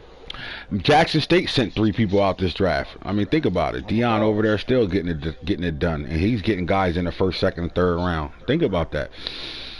Well, Justice Keys, though, I'm not. I want to say. I don't want to say Peter Warwick. I want to say a little. He had a little bit more. I think. Anquan Bolden. Anquan Bolden. A little bit more Anquan Bolden, just faster. This guy is a track star though. This kid is a 10-3 track guy at the 100 meters. He's flying. The problem is I think it was a character issue because I can't see why an X Factor, the #1 receiver in the draft, drops to a 4th round grade. So either somebody was paying somebody to get him off their radar, get him off everybody's radar, or something happened. We couldn't really find. He didn't have no drug test shit that went wrong. Man, he never had no assaults or nothing like that. But it was rumors out there that he had a bad character. Man, I heard, man, through such old cousin and auntie, man, I heard he was fooling around with one of the boosters' daughters on the low, and then he just hit the wrong little jump, man, and then you know how that can go. Hell yeah. So he got in the doghouse at school a little bit. And rumors started spreading. They couldn't. Yeah, because he missed 6 games. He missed six games his senior year. Because this is not a kid. This is not a kid that left early. It wasn't from injury. He played all 4 years there. He actually played all 4. He didn't leave early at all. He got into college early though at 17 years old. But he didn't leave the school early. He played. He played till his junior year. But he redshirted. So my thing is this: if you can't find nothing on this kid really that screams bad character, something happened. And you're right. I think it was a booster situation where they just, he got the one of the biggest boosters' daughters pregnant and shit, and You know, he had to spend the summer there. Interracial thing. Yes, that was the problem. And I think that was the problem, man. We still living in this type of world just where, you know, the higher ups don't like certain things right now. You got a guy fresh from Florida, you know, gold teeth, barely speak proper language whatsoever. You know, he represents where he's from. He don't care about, you know, the proper etiquette, the talking proper when he's on. You'll hear it when you hear his interviews. He don't give a shit at all. Speaks his mind at all times. But we had a 3.5 GPA. Where does it show that he should have dropped 4, you know, from round 1 to 4? Like, how do you get a round 4 grade on a guy that's, you know, top 15 in this draft? Man. So with that being said, did the Browns get a steal? Man, I think you absolutely gotta steal. You know, their dog, their go-to #1 guy over there, it would have to be Schwartz over there. He's getting 26 in age. You do have Noble over there, but they kind of have a lot of. Okay, and they did draft Eric Horn last. I mean, they draft a receiver every draft. In fact, their first draft they draft 2. So each year they've drafted a receiver right now. And it tells you what they really want to do over there. These guys want to throw the football. And we could say Nobles, maybe the other kid that they drafted was a miss because they don't play. They're not really standouts. They play enough. I mean, this team got to the AFC Championship last year, but they did it with Horn and Schwartz and that tight end. I think now you get another guy because Schwartz is though it should be a deep threat for this team. They don't use him in that way, right? But I think this kid is nothing but a deep threat receiver. Like he is absolutely a monster going down the field. As you can see, 85 catch, 83 catching traffic, all that's up because of the Green Arrows. Just because of how good the Browns are right now. 95 special catch. But route running, short, medium is 80, 80. And across the board, deep route running is 85. You know, release is a 90 with a +3 next to it, jumping 96. This kid can do a lot for this team. This opens up their offense a little bit more, in my opinion. And if you think he ain't a day 1 starter, then you must have really been mistaken right now. And they spent the first round pick on this kid. And I think if they didn't spend that first round pick on this kid wouldn't have left to the second round somewhere. Second round, somewhere between, you know, beginning of the second round to pick 15, in my opinion, because he dropped from round. I mean, you can't drop 3 rounds and not explain why. 98 on the outside. Oh my gosh. But think about it. When he ran his combine, that 4.26, 4.24. I mean, that screams first round right there. What the fuck did he do for him to drop to 4 rounds? I mean, he didn't have drops, and I mean he missed 6 games. I don't know if that hurt him. He didn't play in the All-Star game either for college, and when he was done. Man, you get one of them little boosters pregnant, and they not 100% sure as you, but you know, as little pictures come out, man, you know, oh man.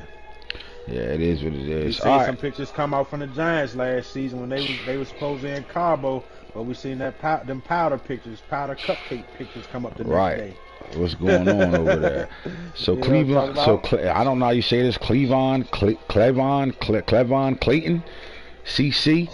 All right, I don't know if he sees the field for the Washington football team. Their receiving room is loaded. Clayton.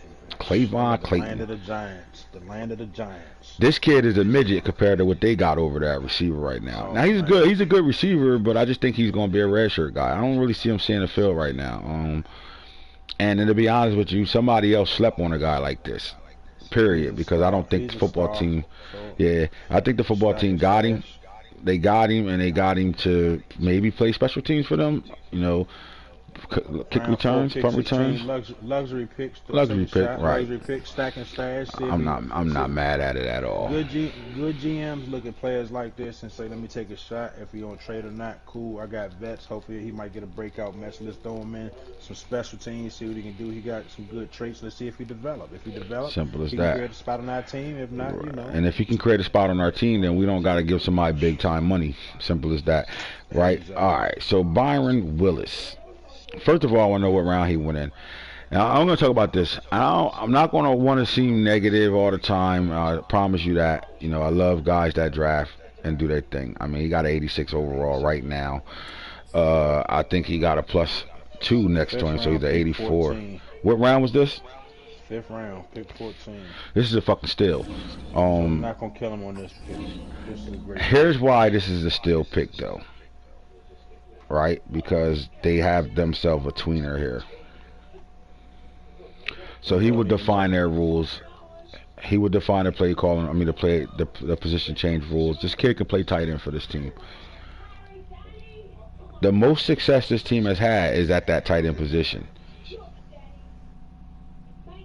I don't like. Oh my God. I don't see him playing. I don't see him playing a lot of receiver for this team. I think he will be a tight end for this team.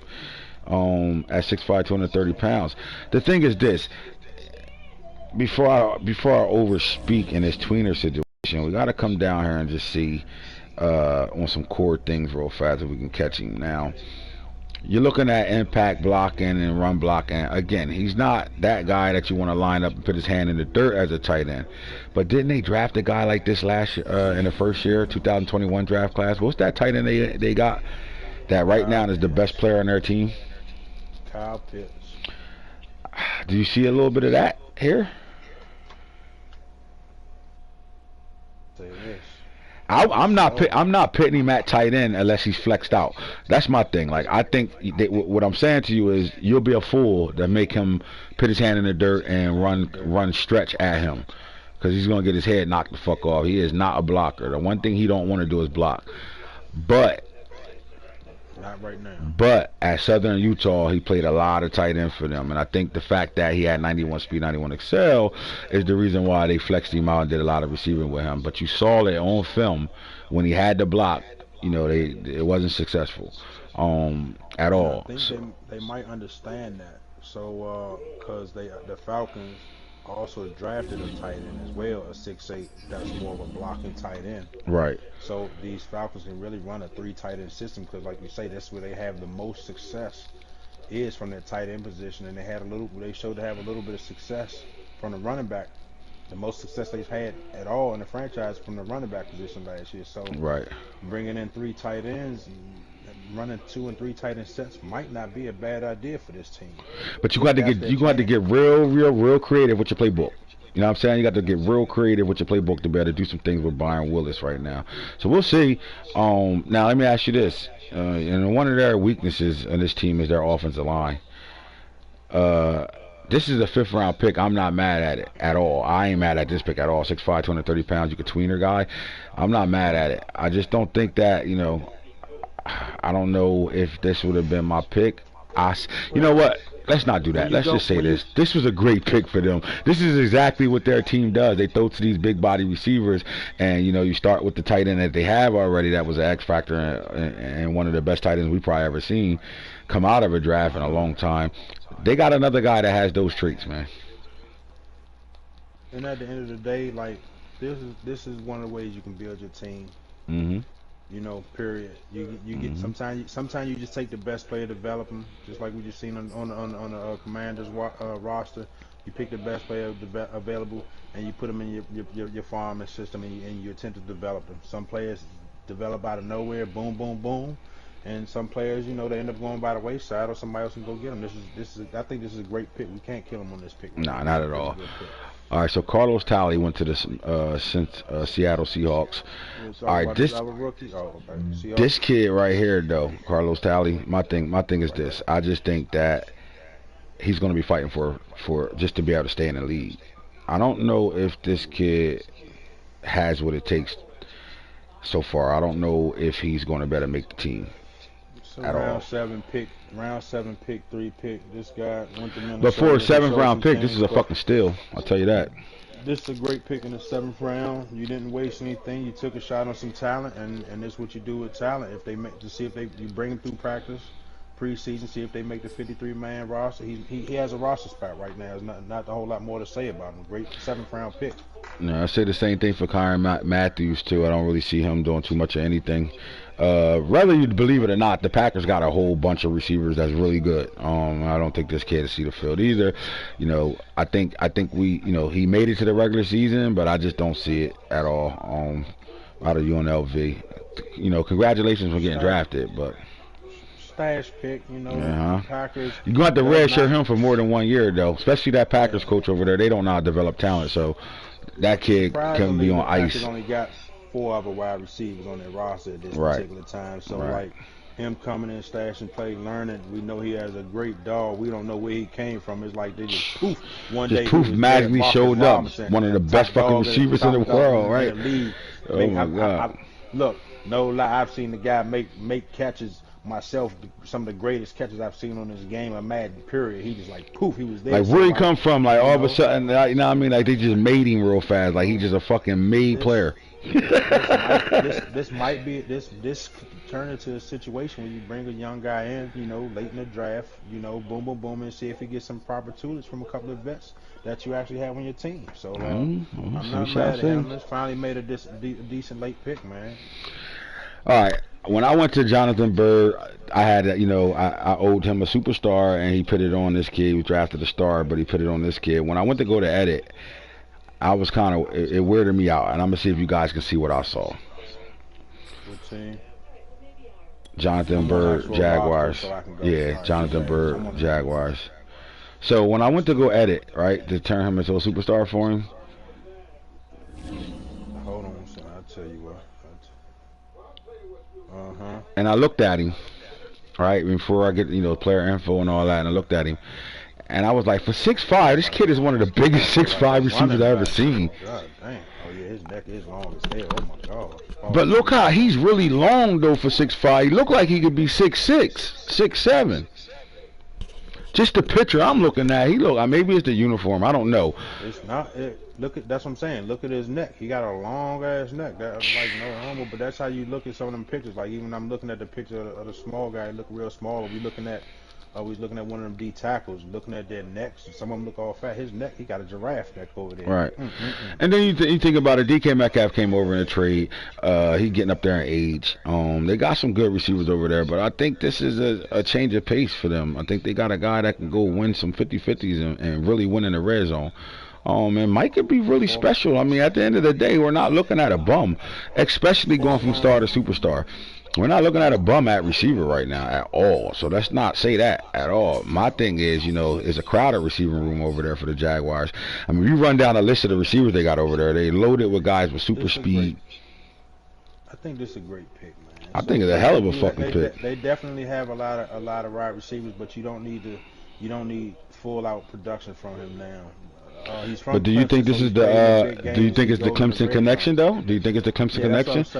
That's what I'm saying. He come from Clemson, so he's played in the big games. So you start bringing him down in the red zone this side of 50. You know, he has a lot of big name receivers, but there are a lot of face players. So they're getting up there in age. So you got you got like 329-year-olds. You got a Metcalf, Eskridge, a Duvernay. You got Rashad Bateman, who's 27. You got De'Ami Brown, 27. You got Bus Howard's 25. So like, you really only have one wide receiver that's under 20. This is the only wide receiver that's under the age of 25. So this might be the perfect fit for him to make it in where he can you know, plug and play a little bit, play here, a little play there. And let's not make no mistake. Let's not make no mistake. I think this kid plays for them right now. Like, I think he gets on the field and play right now. Flat out. Game. So I think you don't make this pick. This is a great pick. I think this is the best player available, and this one when you bring him through preseason and you see them start to develop a little bit, he's already at that threshold. He's an 84 overall +2 with the 10th plate, but 1 or 2 advances he'll be at an 85. He'll be both things unlocked. So he's ready to go. Yes, he is. Now we're about to start seeing some things. You know, we're going to see some things coming up here right now. Jeff McDonald, I think this was the best available pick for the G-men because they're loaded at receiver. They're really young at receiver right now. Does he add to that receiver room? I do think he does. I just don't see him seeing the field at all over here. Now he's good enough to play and to really redshirt for a year, in my opinion, and then, you know, see what happens after that. You know, I don't know if the you know, the guy from Florida, their first round pick from 2021, was able to get to back to that running back position. If that happened, then I'm cool with this. Other than that, I just think this kid is going to fight for his life to even make the Giants roster. Fifth round pick number 2. You know, when you got them Florida State boys up, them Florida State trees up the top of the number 1 and 2 targets, you know, plus a tight end, and you know, say you still got Tony, you know, he's from the state of Florida too. Like, this is just bring him in and see what happens. It's a late pick, it didn't cost him nothing, won't cost him nothing if you don't make the team. They bring him in and see if he can develop. I don't think he really fit, like you say. I don't think he fits the mold of their system they really want to play. Not what they transformed their team into. You know, with Elijah Manning over there being one of the better quarterbacks in the league, and then that receiving core. You seen what Isaac Cannon did as a rookie. You seen what Barris did in his second season. This team got some good receivers over there. They got the slot guys over there that can play really well as well. They had guys that had more than one. They had 3 guys that had double-digit touchdowns for this team at the receiver position. I believe so, yeah. So again, we're not looking at a team that can't throw the football to guys right now. So again, I don't know, you know, special teams guy. I think he can make a living in the league on special teams. And unless unless something happens drastically, he develops really fast, and the next year or two he will redshirt. There's no way this kid sees the field at all. I don't think you'll see a down snap unless it's coming down on kick return, coming down on punt returns, or coming down on some type of special teams. Other than that, I don't see him playing at all for this team at all. But when you're picking in the 5th round like that, you're just picking the best available talent in your eyes. Now, Devontae Davis out of Michigan, 5'11", 215 pounds. First of all, we want to just check this kid out. He's on hitting. Wouldn't be surprised if they didn't get themselves a superstar here. My thing is, picks. You know, what pick was this? What team? Who picked him up? They fucking got him at themselves an X Factor. Now, the last time they drafted the X Factor was Stankin Franklin in draft 1. Last time they didn't draft themselves, they drafted the X Factor receiver. Here it go again. This is why I said this was a crazy pick right here, man. This is one of them I forgot about, guys. Snake. They got themselves another X Factor at the receiver position. You know, last time they did that was Trayvon Franklin. Now, they're a little bit out of character. This team loves the tall receivers. They go get themselves another 5'11" kid, 215. I think somebody got to get traded from that receiver room now. Man, sheesh. 3rd round, pick 12.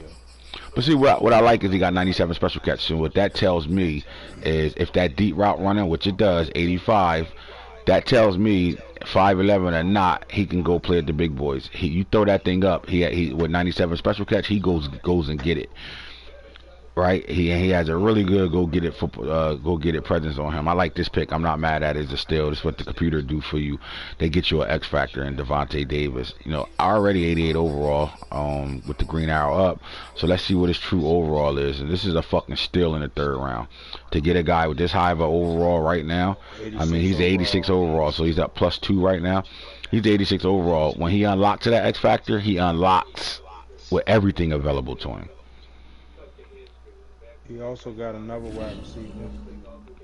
Well, Michael Marshall. You wouldn't expect nothing less with this team. They like the Chargers on the low. They go get those receivers. They get a lot of them. They don't care. All right, so Darrell Robinson out of Penn State, 6'1", 179 pounds, 95 speed, 94 excel. Why I like this pick? Because Isabella is on his way out the door over there. Isabella is up to like 32 years old right now, and they need that next guy to come in and show that they can play. You draft a superstar. I don't know what round they got him in, but they drafted this guy. He's on superstar out of Penn State, 95 speed, 94 excel. You know, really good catching in traffic, special catch at 95, 80 short route running. They got themselves one. 3 pick 10. Yep, got themselves one. Isabella can really go now. They could train him into it. So you either play with Isabella for another year, or you let him go, and then you got to decide between fuck back and him who's going to be your 3rd receiver. That's what happens. It's another thing. This just shows some of the fault greatness. Like, as much as he passing around and everything, his number 1 pick, his rookie wide receiver, get the F back, did not progress past the star yet. So it looked like he possibly has someone to come in right away. Sometimes you can draft them superstars, or you can develop them players. It's another way of growing your team. Another great pick by the yeah, because what that does, Snake, real talk, you know, you like fuck back, but again, he was a star all year. And you get a guy that come in on an ability like superstar right away, and not too far away from, he might even be a better overall than Babe Bull already. But you get a guy on superstar, so when he unlocked, you good. You know what I'm saying? And you look at his arrow, he's an 83 with the template of 2. He's there already. Advanced to 84, so yeah, he's right. He basically. He goes up right away. All right, so Jaleel Foster, the 5'11", 197-pound kid, superstar now, 93. He gets him. He wasn't drafted on superstar. He got that superstar. 92 special catch. Was this a luxury pick or just, you know what, I'm just going to get him now, next player available? Because they kind of, well, you know what? Hop retired, so maybe this is not a bad thing. But I do think the Eagles got a crowded receiving room already. Actually, they don't. They only have 4 wide receivers over there. So somebody got the axe. They was cutting motherfuckers like a motherfucker over there. They got Devontae Smith, Dorian Parker. They have Schwartz, and it says Jaleel Foster. So they cleaned that room up fast. So we know he plays. He don't go anywhere. He's getting on the field now this year, right away. Now he's under 80 right now. His green arrow's up. He has a +1, so he's 79. He got some work to do. Already unlocked, but he got some work to do. You got to get him to that 85 before he can use all his ability. 92 special catch from a 5'11" guy. I'm not mad at that. Now here's a good receiver, Nick Tafoya, and 6'3", 215. This kid, 95 speed, 95 excel, and 96 special catch. Now he's only a star, but he's out of Miami. I told you, Miami had some work this year. Man. Now you gotta get work on it and catching and all the you know, all that stuff is average right now, 75 across the board and all those things. Short route running, medium route running. You gotta get him better there. I do think he has deep ball presence still to him. 82 deep route running, solid. 93 release, so he's 90 release, pretty solid, and he can jump out the building at 6'3". Now they already got another big receiver over there now as we speak. And you pick that running game up, and you got guys that can beat one-on-one coverage. 90 release, you're beating the press. When guys are playing 9 in the box to stop all that running going on right there, they can sneak some shit about you right now with this. They got the speed at receiver to be able to run by you. Imagine, you know, run, shot play. This guy can have, to me, he should have 10 touchdowns this year, easy. You go grab a Braden Kendricks like this. Not Braden. You go grab a Nick Tafoya from Miami. You keep a veteran presence like a DJ Moore to help train him and show him the ropes in the NFL. Like he come out on star, but like round 2, pick 13, you still get 6'3", 95. Like you got a 96 spectacular catch. Like. This is still, I like the pick, man. I'm not going to say he got first-round talent. I would say somewhere in that mid-second-round talent with this receiver. Right. But I think when it's all said and done, if used right, this can be one of the better receivers to come out of this draft. If used right. Definitely. Especially in that offense. All right, so LaMichael Marshall, you talked about him, 5'8", 195. I just think, you know, when you're not drafting, you're not in control of what's happening right now. So they grab another receiver. Special teams guy, I don't really see him playing. I know he got an 82 next to him, but I don't see him playing, bro, at all for this team whatsoever.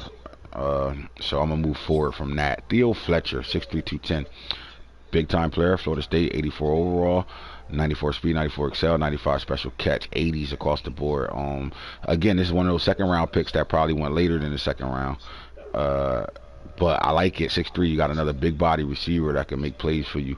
Man, with that quarterback, the new quarterback that's going to be starting, they're going to need weapons, guys that can go get the football. Because you're not going to get great throws out of a rookie quarterback that doesn't have high, you know, accuracy and stuff with the short throw, deep, medium, shit like that.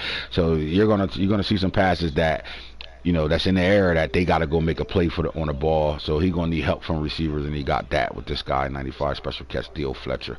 Like it, out of Florida right now. Them Florida boys is really, you know, sending out work right now, for real. Man, this is a great pick, round 3, pick 31, man. You got to bring in a pick like that. Justin Jefferson is 28. He's getting up there a little bit. Samuel is 25. You bring a youngster in there with this type of talent and with that young quarterback and put him in that room and let's see what happens with him. Great pick. They great pick. Them tall guys over there trying to transform them over.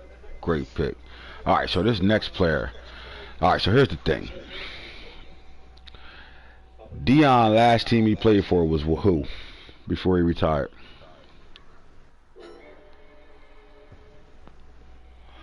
Was it Washington Redskins or was it the Baltimore Ravens when Deion retired? His last team he played for.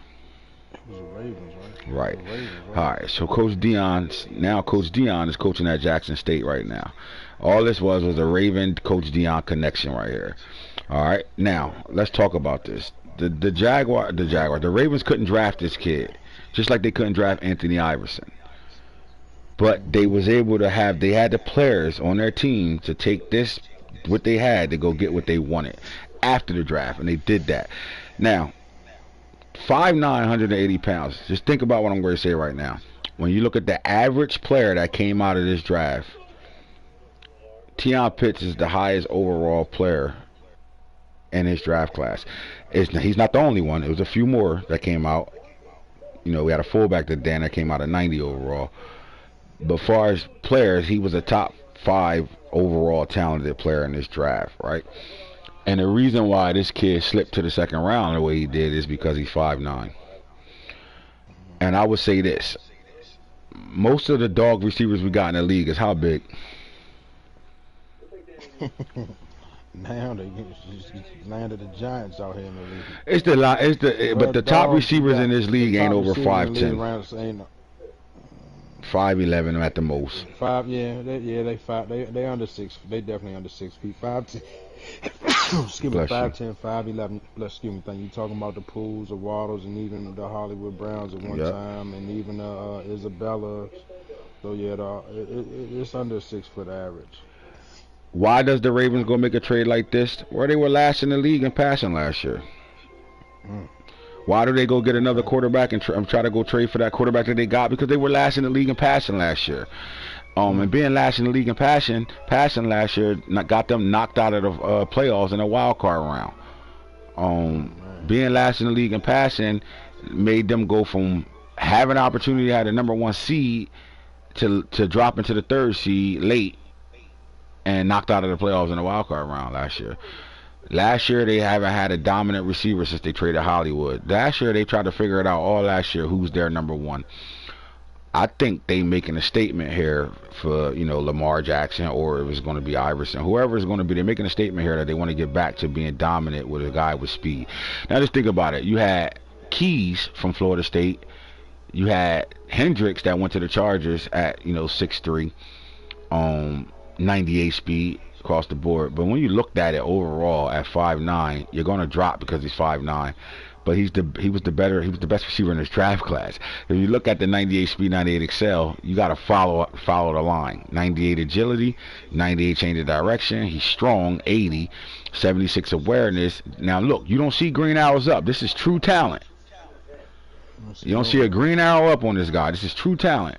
All right, 80 catching trap, 98 special catch at 5'9", 80 short route running, 80 medium route running, and when it comes down to deep ball route running, what receiver you ever seen come out of a draft with 90 deep route running already?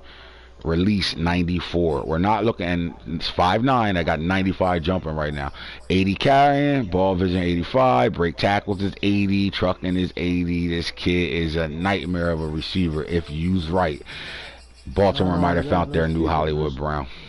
Let's keep it real. Let's keep it real. Not only that, he went to Jackson State. He went to HBCU, and Deion has only been there a short period of time. So this could be the waking up to the NFL, man. To let people know that they really have to start keeping an eye on Jackson State players. So I would just stay tuned and just really pay attention to this kid, man. The Ravens believe not only in his talent, but they trust in Deion. So yeah, because they know they got a top 5, top 10 talent in the second round, pick 3 in the second round. That's how they got the inside track. They knew, and then Deion told them flat out, if you don't pick him with your first pick, you're crazy. They just didn't think second overall pick. They had bigger needs than a receiver at that time, and this is why they didn't draft him themselves, because they could have drafted him in the second round at pick 2. Right, so they to get this receiver again. Every receiver we looked at so far had green arrows up on them. Every receiver but this guy. There's not a receiver in this draft class.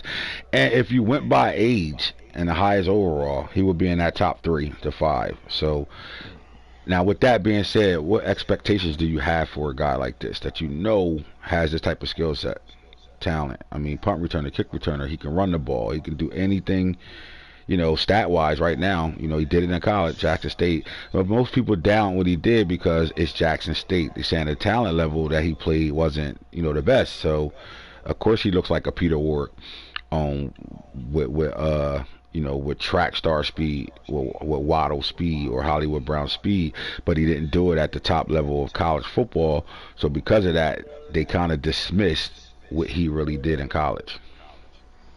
One thing that we heard, one of the rumors we hear in other locker rooms about these Raven players, a lot of Ravens players, they really be grateful for the opportunity for the Ravens and the NFL league and to be in the training, but a lot of guys be looking for that opportunity to shine.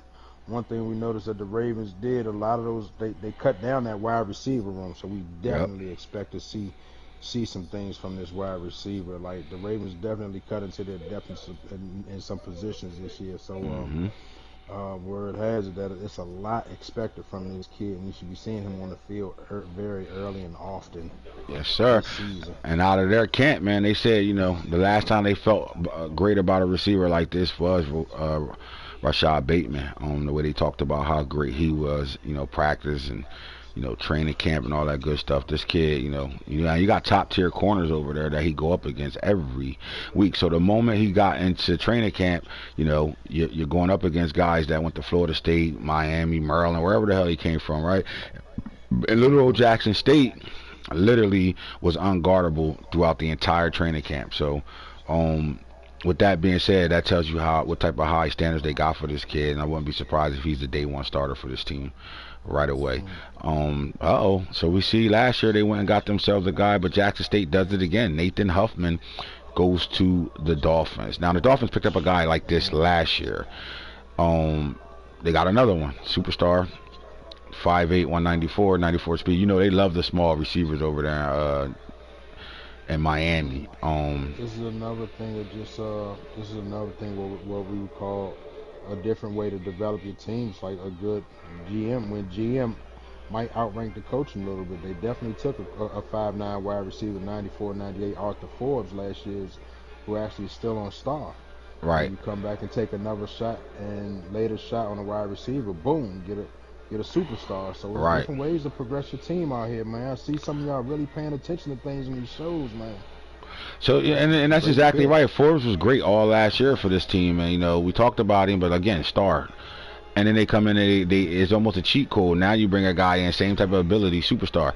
So there's no weight for this kid. He already at 84. I mean, at the end of the day, he's at 82. Well, he's there. You know, a couple of advances, you know, a couple of upgrades is a wrap. He's there. Is the receiver room crowded over here, though? That would be my question. I don't think so. At first, when he made the pick, I'm like, why you pick a receiver again? And then I thought about it. It's not really that crowded because they, you know, for the receiver they got on their roster, you really only saw Waddle being a guy. We haven't seen nobody else really. I mean, Forbes made great progress last year. He did some things. Yeah, so I'm saying he did the damn thing last year. But my thing is outside of that, there really wasn't another weapon for a team that passed the ball the way they do. I love this pick. Again, this is one of those picks when it first happened. I was like, man, what is you doing? Then I thought about it, like, wait. And then I realized, wait, he drafted a superstar too. So we're looking at two superstar receivers that came out of Jackson State that are, you know, really good receivers, bro. Imagine what that receiver, that passing game looked like over there at Jackson State last year. You gotta remember, man. You know, not only that, let's take this a step further, man.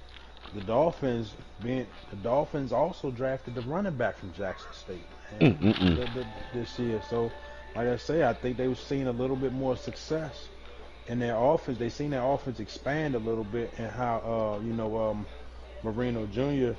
actually, you know, showed progress when they brought in some more weapons. So why not bring in more weapons? And they reloaded, bro. They reloaded the strap. That's been around each other. Bring weapons that been together already. Yes, sir. They reloaded the strap, and they saying, let's get it. And both these kids coming from the same program, going to the same college right now, man. Dion got to be proud right now. Got to be proud. All right, so Miami does it again. 6'3", 220-pound Rayshawn Hendricks. You know, some said maybe was the fastest receiver in the draft. We had 3 of them that came out with 98 speed in this draft. I don't know who was the fastest yet. We'll find out. But all of them came out with 98 speed, 98 excel. All of them were 4.2 guys. This kid is 6'3" at 220 pounds with that type of speed. Oh man, Miami. We already talked about it. Miami. This is a top 10. This is a top 10 pick in the draft. First I mean, definitely top 10. 87. I mean, look, 87. 87 overall right now. You're looking at a dog. I mean, a dog. 85 overall. He unlocks his threshold. You know, his star though. You know, and I think the star was because, you know, as good as he was at Miami, I didn't think he played to that superstar level. Because he was a late starter for Miami. And when you only got 1 year of film, it's hard to really say. You know, if he could project out to a superstar in this league. But I think this is a receiver that'll be on superstar before we get to week 9. But that's what happens in college, man, and with the transfer portal and everything that's going on. When you get all these great talents, and then you can have some extra rookies come in, extra players come in another year. But you know, the good GMs still see that talent. Right. Everything is just not on the field, like, you know. So, sheesh. And I just want to see what his deep route running is about. 85, bro. Yeah, you're gonna have a problem with this kid. You got Jermaine Pierre on the other side of him. He comes in as a day 1 starter right away now. Pierre is the number 1 guy there. He's the new number 2. That puts Tylan Wallace in the slot. And with that tight end is over there. Let's not forget about Bryce Moss. They have 3 weapons that they could do some real damage with in the passing game right now. Mike Timmons, 6'2", 216, goes to the Lions from out of LSU, 93 speed, 93 excel. I think this is a good fit over there for them. He gonna have to work his way. He gonna have to work his ass off to see the field. They do got some good receivers over there. Hollywood Brown's still over there. But this kid's over at 6'2", that gives them a tall receiver that can make some plays for them over there. So I like it. I'm not mad at this pick. I think they got the best available at that pick. Duke Harding, 6'4", 225 pounds from Notre Dame, goes to the Patriots right now. I think the Patriots needed this type of receiver, 6'4", big body receiver. The kid that they had over there, I can't remember his name off the top of my head, that they traded from Baltimore. Bolin is the one guy, but Miles Boykin is the other supporting cast who's getting up there in age. He's 30. Right. And you got Randy Moss Jr. 25. You got Randy Moss. So the Patriots definitely needed to bring in a couple of wide receivers, and they did that. They brought in 2 rookies. No doubt. Duke Harden and Darrell Rivers. Both of them, you look at Darrell Rivers, 6'1" out of Maryland, 92 speed, 92 excel. He got what it takes, 94 special catch. It helps them. It helps their receiving room. And we go to that. We go to the Bears. Kevin Triplett, 95 speed, 93 excel, 95 special catch, 6 foot. I think this kid is going to play for this team. I don't think he's going to go through any type of rookie situations at all right now. I think he plays right away for this team. Now, the computer made this pick because Anthony Harvin is on the Seahawks team. He was on the don't touch list, but we got him stashed there for right now. He comes back. I don't think they make this pick at all, but he's there. Kevin Triplett, I do think, LSU, man, track star, 95 speed, 93 excel, 93 agility, 94 change of direction. He got 85 catch, 80, 95 special catch. He's good, he's solid, could play. I think he will play for this team right away. They throw the ball. Justin Fields gets another weapon, and I think he'll get on the field. Triplet, let's see what he can do. Simple as that. Now, we showed you what Darrell Rivers looked like. We showed you what Marion Timmons, 87 overall. Here we go. When you look at the high overall, if he got a +2 next to him, then he's 85 true. He unlocks to a star. The Falcons go get another receiver. How do you like this pick? Oh, man. I like the player. I will say that. I like the player. I like the player, but I just feel that the Falcons squad could have went somewhere else. Well, let's just address the elephant in the room. They need an offensive lineman. They got one of the worst lines in the league, and they didn't really address that at all. And they didn't address that to the 6th round. They picked up a star offensive lineman, and as everyone knows, offensive linemen, just because they make Pro Bowl, offensive linemen don't get upgrades. They don't upgrade at all. The offensive line at all is 6th round, pick 14. I don't know, and I'm gonna do a quick scan just to see if they happen to address the offensive line in free agency at all. I think they signed a star offensive lineman. That was a 91 overall. That's a veteran. I think they signed a veteran. offensive lineman, but this Falcons team, thank you. Falcons team definitely needs to address this offensive line in a bad way. So All right, so they got a defensive end in the top 10, right? But here's my thing. Right. I'm not mad. Jay Thomas is a super freak. Not mad at that pick. he's a The problem is they addressed that situation last year when they traded with the Giants, when they dropped out of the top 10 from the 6th pick and dropped back into the playoff era. They addressed that. They got a superstar out of this draft, and I don't know, being in the top of the draft, being able to pick somewhere between 6 to 12, you gotta win. And if one superstar is all you got out of this draft class, that's where you start at right there. Now again, it's the luck of the draw, but you can kind of control it in a little bit, because if you address your offensive line and picks 2, 3, and 4, then you might have had one of the better drafts in this draft class, and you can completely change what your offensive line look like. If your running back is doing the damage he does now with a mediocre offensive line, imagine what he does with that type of talent at the offensive line position. I just think that's the problem. I think when you're not drafting superstars and you're picking in the top 10 every year, and you're drafting all stars, and then you especially drafting linemen that are on star that's never going to go anywhere but star for that as a lineman, you're missing and you're losing out. You're missing out on what you really could be drafting. And I asked the question because you never know what somebody else thinks, right? So you don't know what they think. They're going to move and do the things they want to do. They're not going to do what they're told to do. They're going to do what the fuck they want to do, because this is his team. He does whatever he wants with this team. But you got to ask yourself, is he not drafting the right players? Like, I don't know. Like, it's just something that's not happening over there. Why is he not drafting the right players? It looks like something. Is he not addressing your needs? Is the question? If you're not addressing your needs, you're not addressing your needs, and you're like kind of missing a little bit, man. You're kind of like missing. Like, if you're drafting stars, if you only got one superstar, like, you missing. Yeah. Especially if you're a team that cannot develop your players. You have to hit on these picks, or you got to do what you did last year. Last year was probably one of his better off seasons because he brought some veterans in, and then had some guys go up on trait too. Had some people go on some traits. He brought some veterans in, so he had to play a little bit better. Yeah, because it started with playing all 18 games. That's where it started. It started not missing a game. All your games. And yeah, so this team has to. I think this team might have to reevaluate their drafting department, man, because somebody in it might just not kind of like getting it. Now, some stuff is definitely a hit or miss, and we can't say some of these players are bad picks, but when you go, they're not bad picks. It's just that it's just a it's a difference when you're playing in the ability league. Like, not even ability league. Madden since 20 went to the abilities. If you don't got abilities, you can't dominate the way you want to. So if you like for example, if you don't got a corner on your team without a superstar on them, and you're going up against a bunch of superstar receivers, you're at a disadvantage. If you got a bunch of receivers that's stars and you going up against the superstar corners, you're at a disadvantage.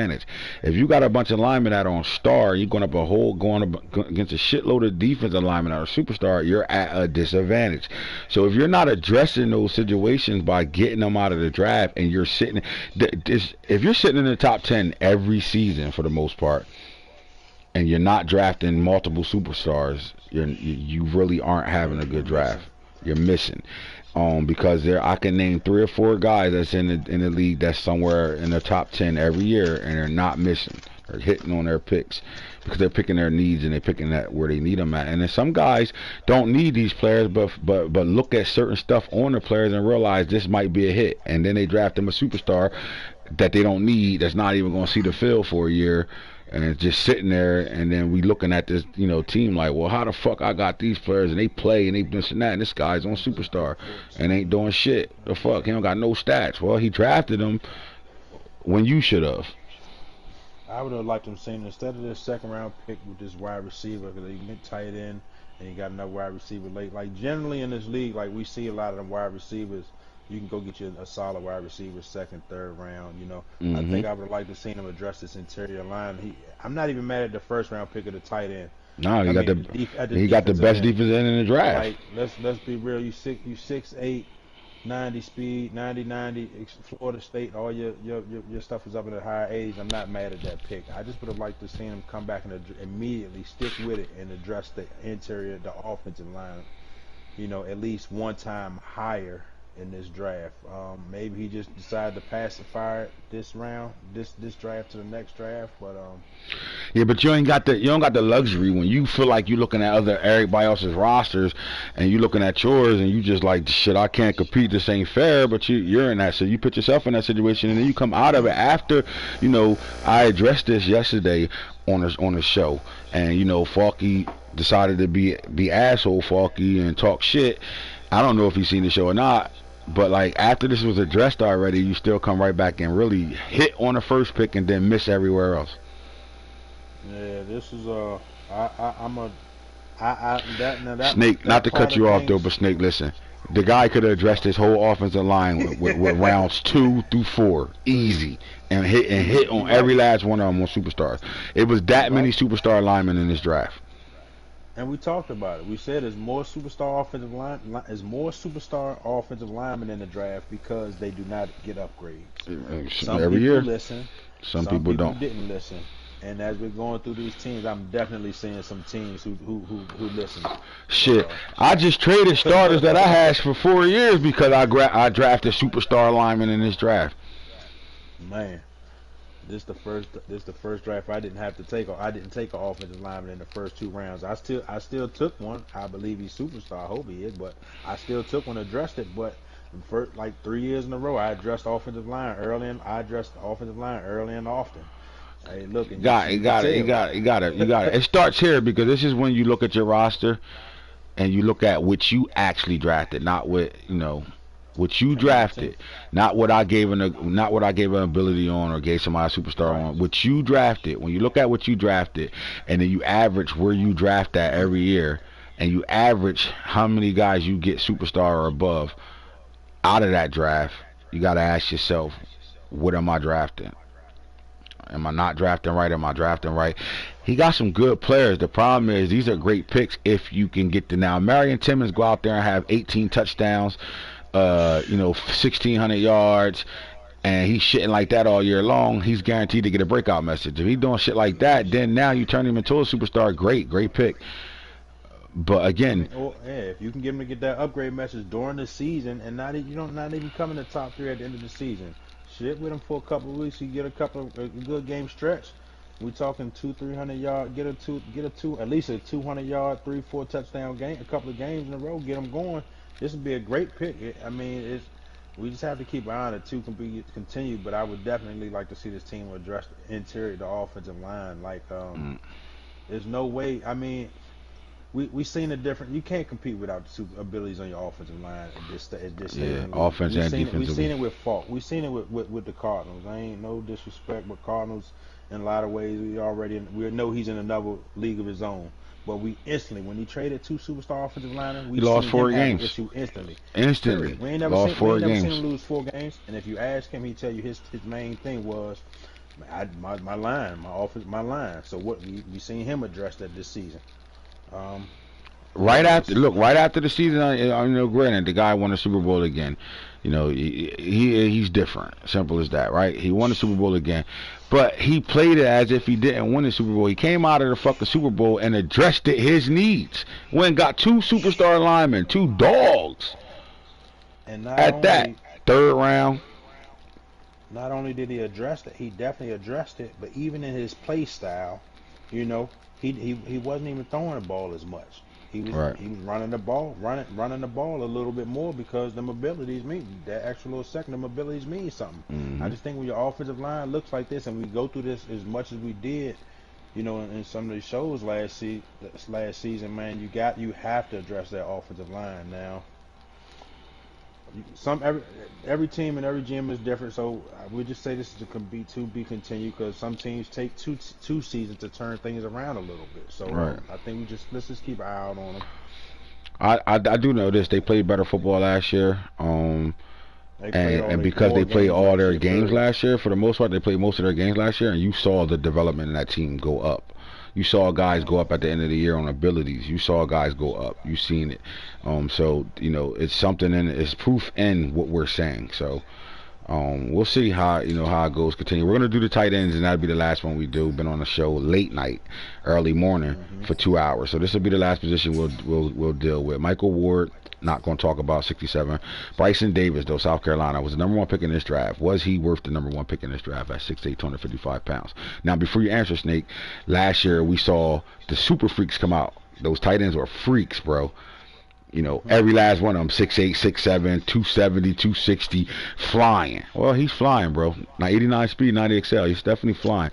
Well, not the fastest tight end we ever seen come out, but this kid, you know, 87 overall right now, 2 arrows up. With the arrow up, he might be at 85 at the most threshold already, 96 special catch.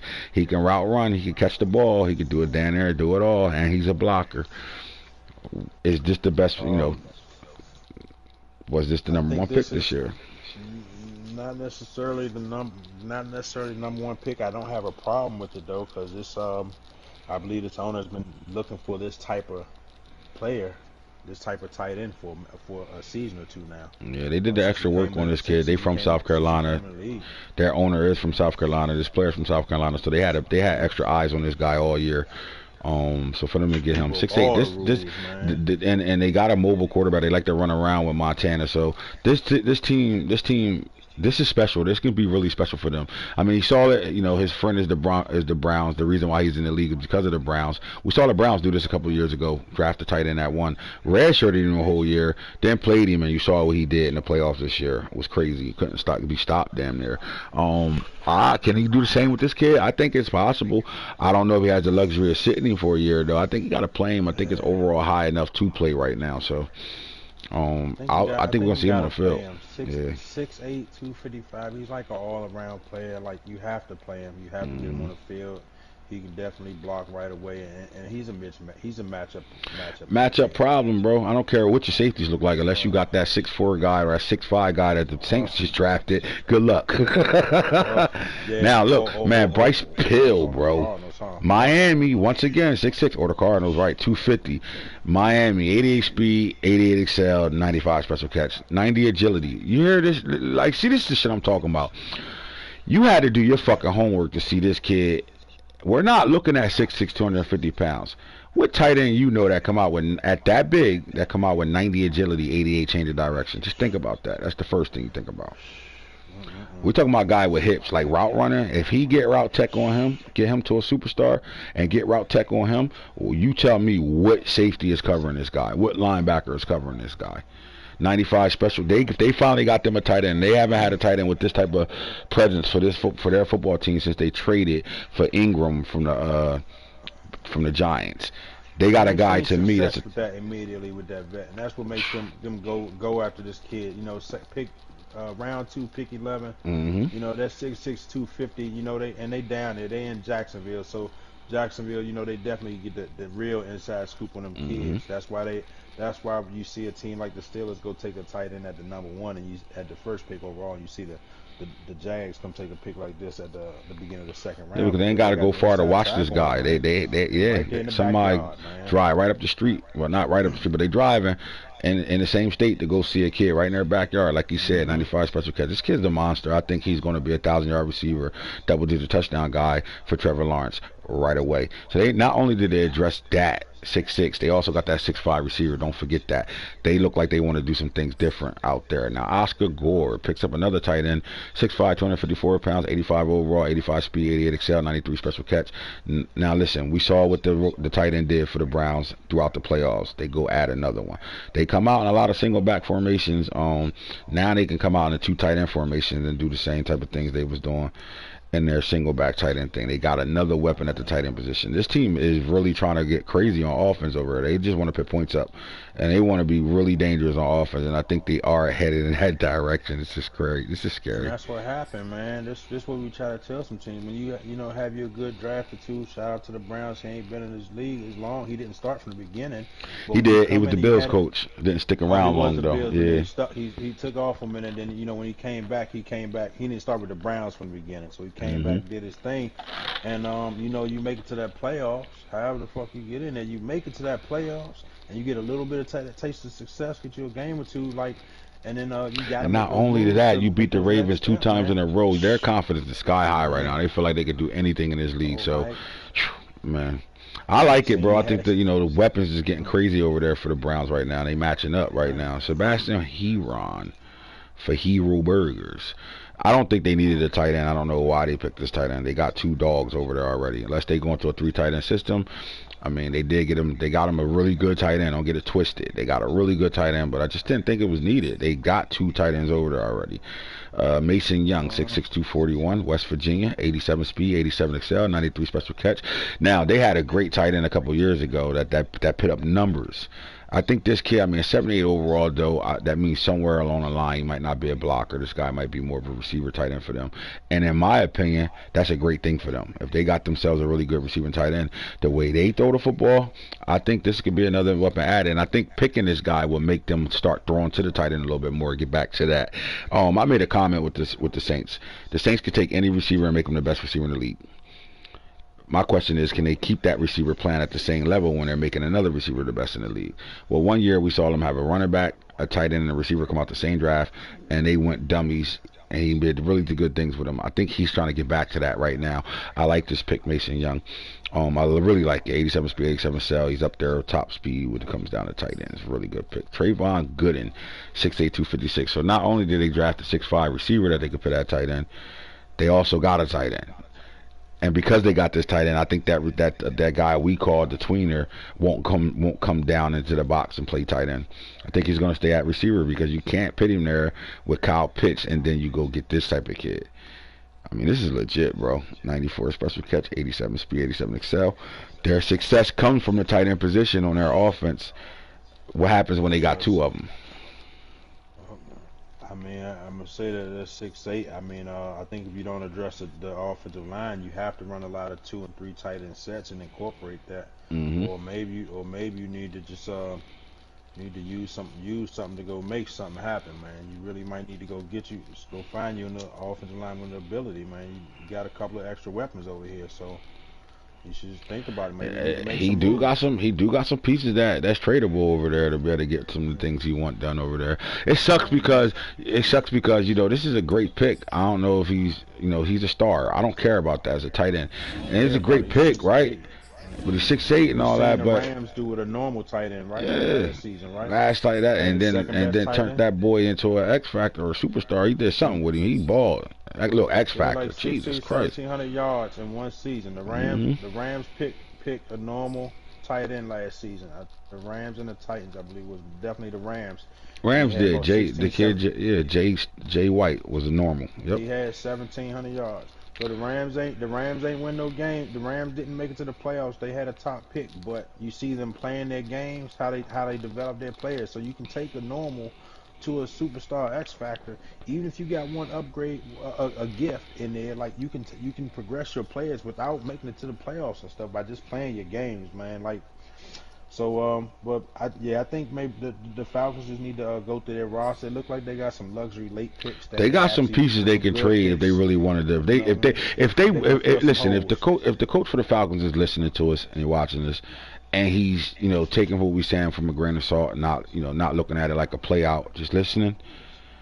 I think he has the pieces he want right now to fix the fact that he didn't address that offensive line. He has a lot of extra weapons over there at the receiver position. He got a lot of corners sitting on that roster.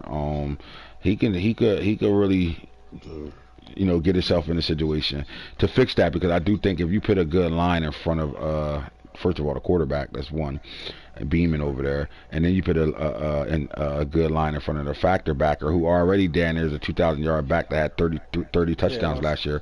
Imagine what you can actually do. We know he listening, because I believe he started playing the safety at the sub linebacker package after we said something about the 215, the sub linebacker stuff, and he instantly progressed to X factor. He got his upgrade, started running more, getting him running back up in that higher stats. He didn't go up, but we still, we at least having a conversation about that behind the scenes just to understand why the hell he didn't go up. But we did see some things happen over there.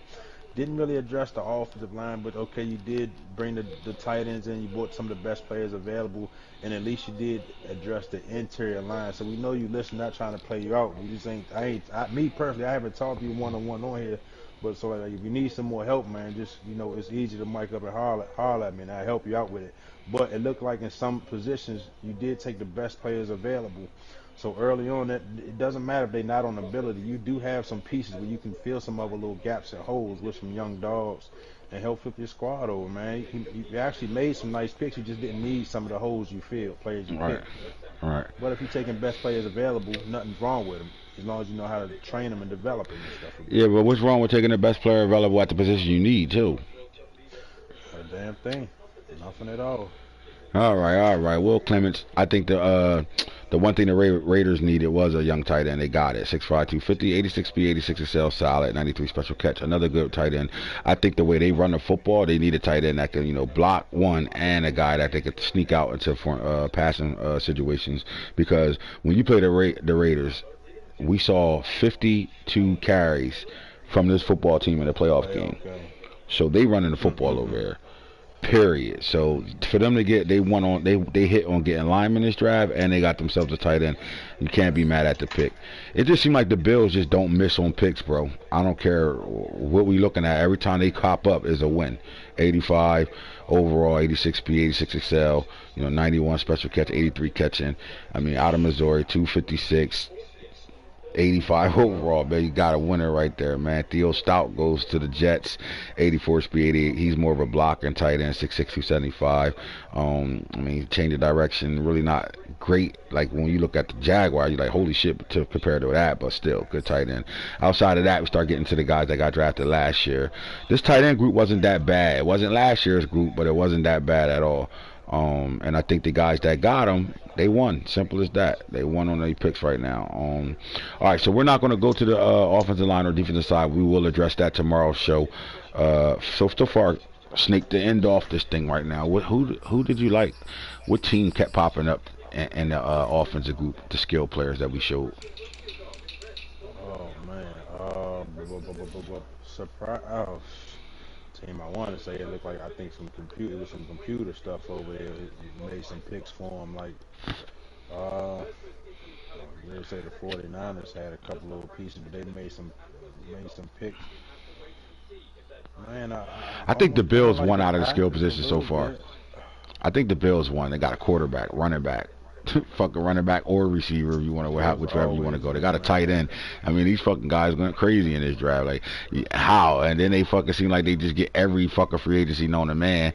Then they come right back and go dummies in the draft. Like, they won everywhere. They got speed at the running back position. They got speed at the quarterback position. They got a big time tight end. They just. Alex can go off his contract.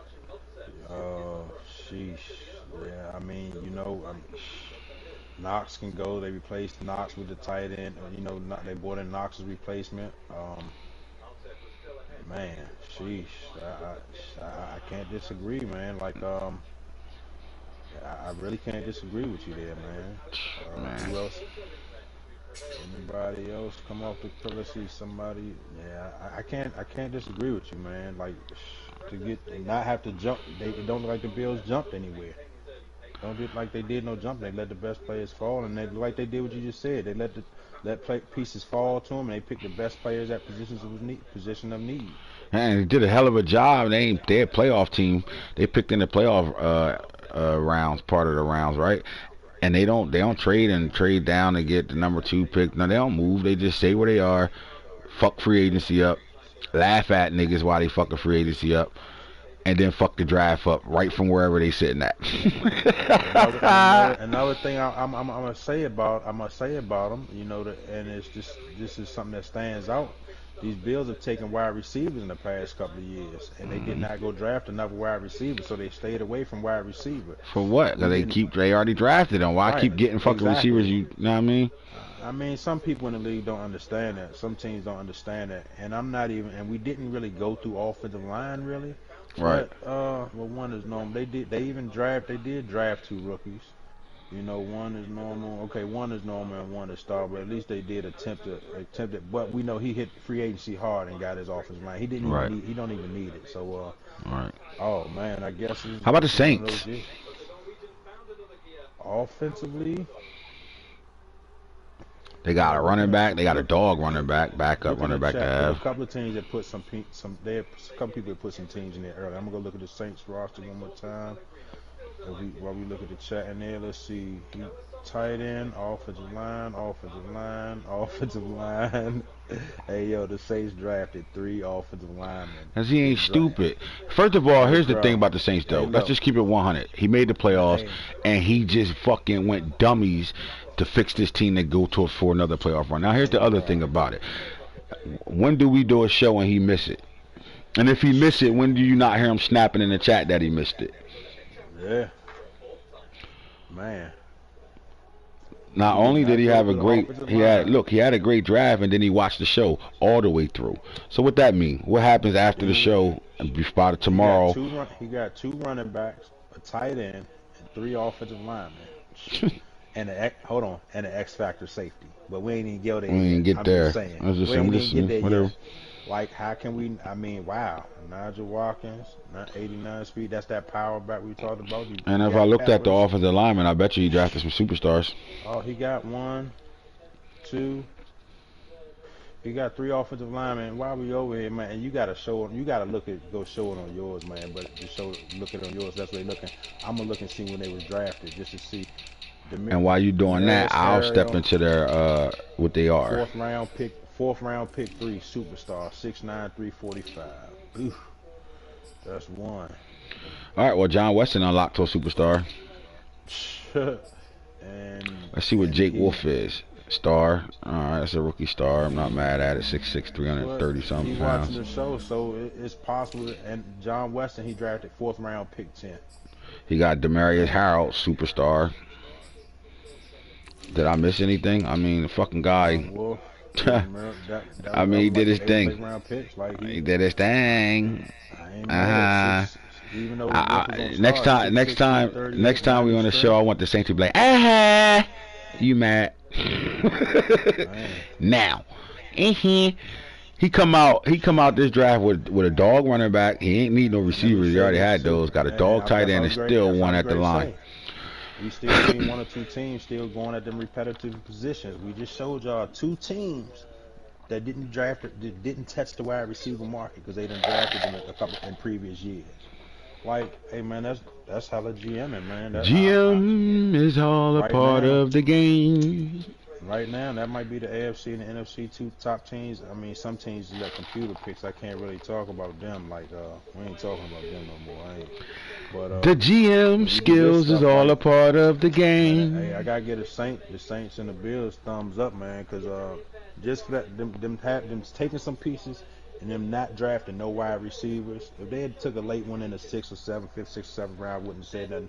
But them even taking them 4th and 5th round picks and addressing that offensive line. Leaving that wide receiver room alone. How many can you have on the field? He said, I ain't even look at the receivers, cuz no point. Hey, you right. Good shit. Let me get an now. Good shit, Saints. Simple as that. Hey, man, if you was on this bitch and you typed your name in the chat, letting us know you was on this bitch, hit the like button, and you fucking screenshotted that. Make sure you send that to Max. If you don't know who Max is and you're in the league, he's the Giants coach. Send that over, man, and I got you. You heard? Holla at you tomorrow. We're out of here. Ain't nobody better than me and Snake when it come down to this. Now, don't forget, the real talks haven't been really going on, but my boy Shoguns is great, too. We got to get back to the real talks, too, man. Got to get back to it. But the ballin' with the guru, you know what I mean? I'm about to change the title of that, calling that shit the ballin' with the motherfucking... We got to call that a new name, man. We got to give us a show, especially the draft show. This shit be shipping. And I'm about to bring the green screen out. Here to show me how to hook it up tomorrow. Got to bring the green screen out. Now we about to be talking about the games with the highlights in the back of it. To my da-na-na. Let's go. All right, so we got the Giants and the Eagles playing right now. Look, the Giants and the Cowboys playing right now. Man, look, first quarter. What you saw, first quarter, you saw the factor back up the middle, 60-yard run, and we get to show that shit behind us. Man, kiss my ass. We out of here. Yeah.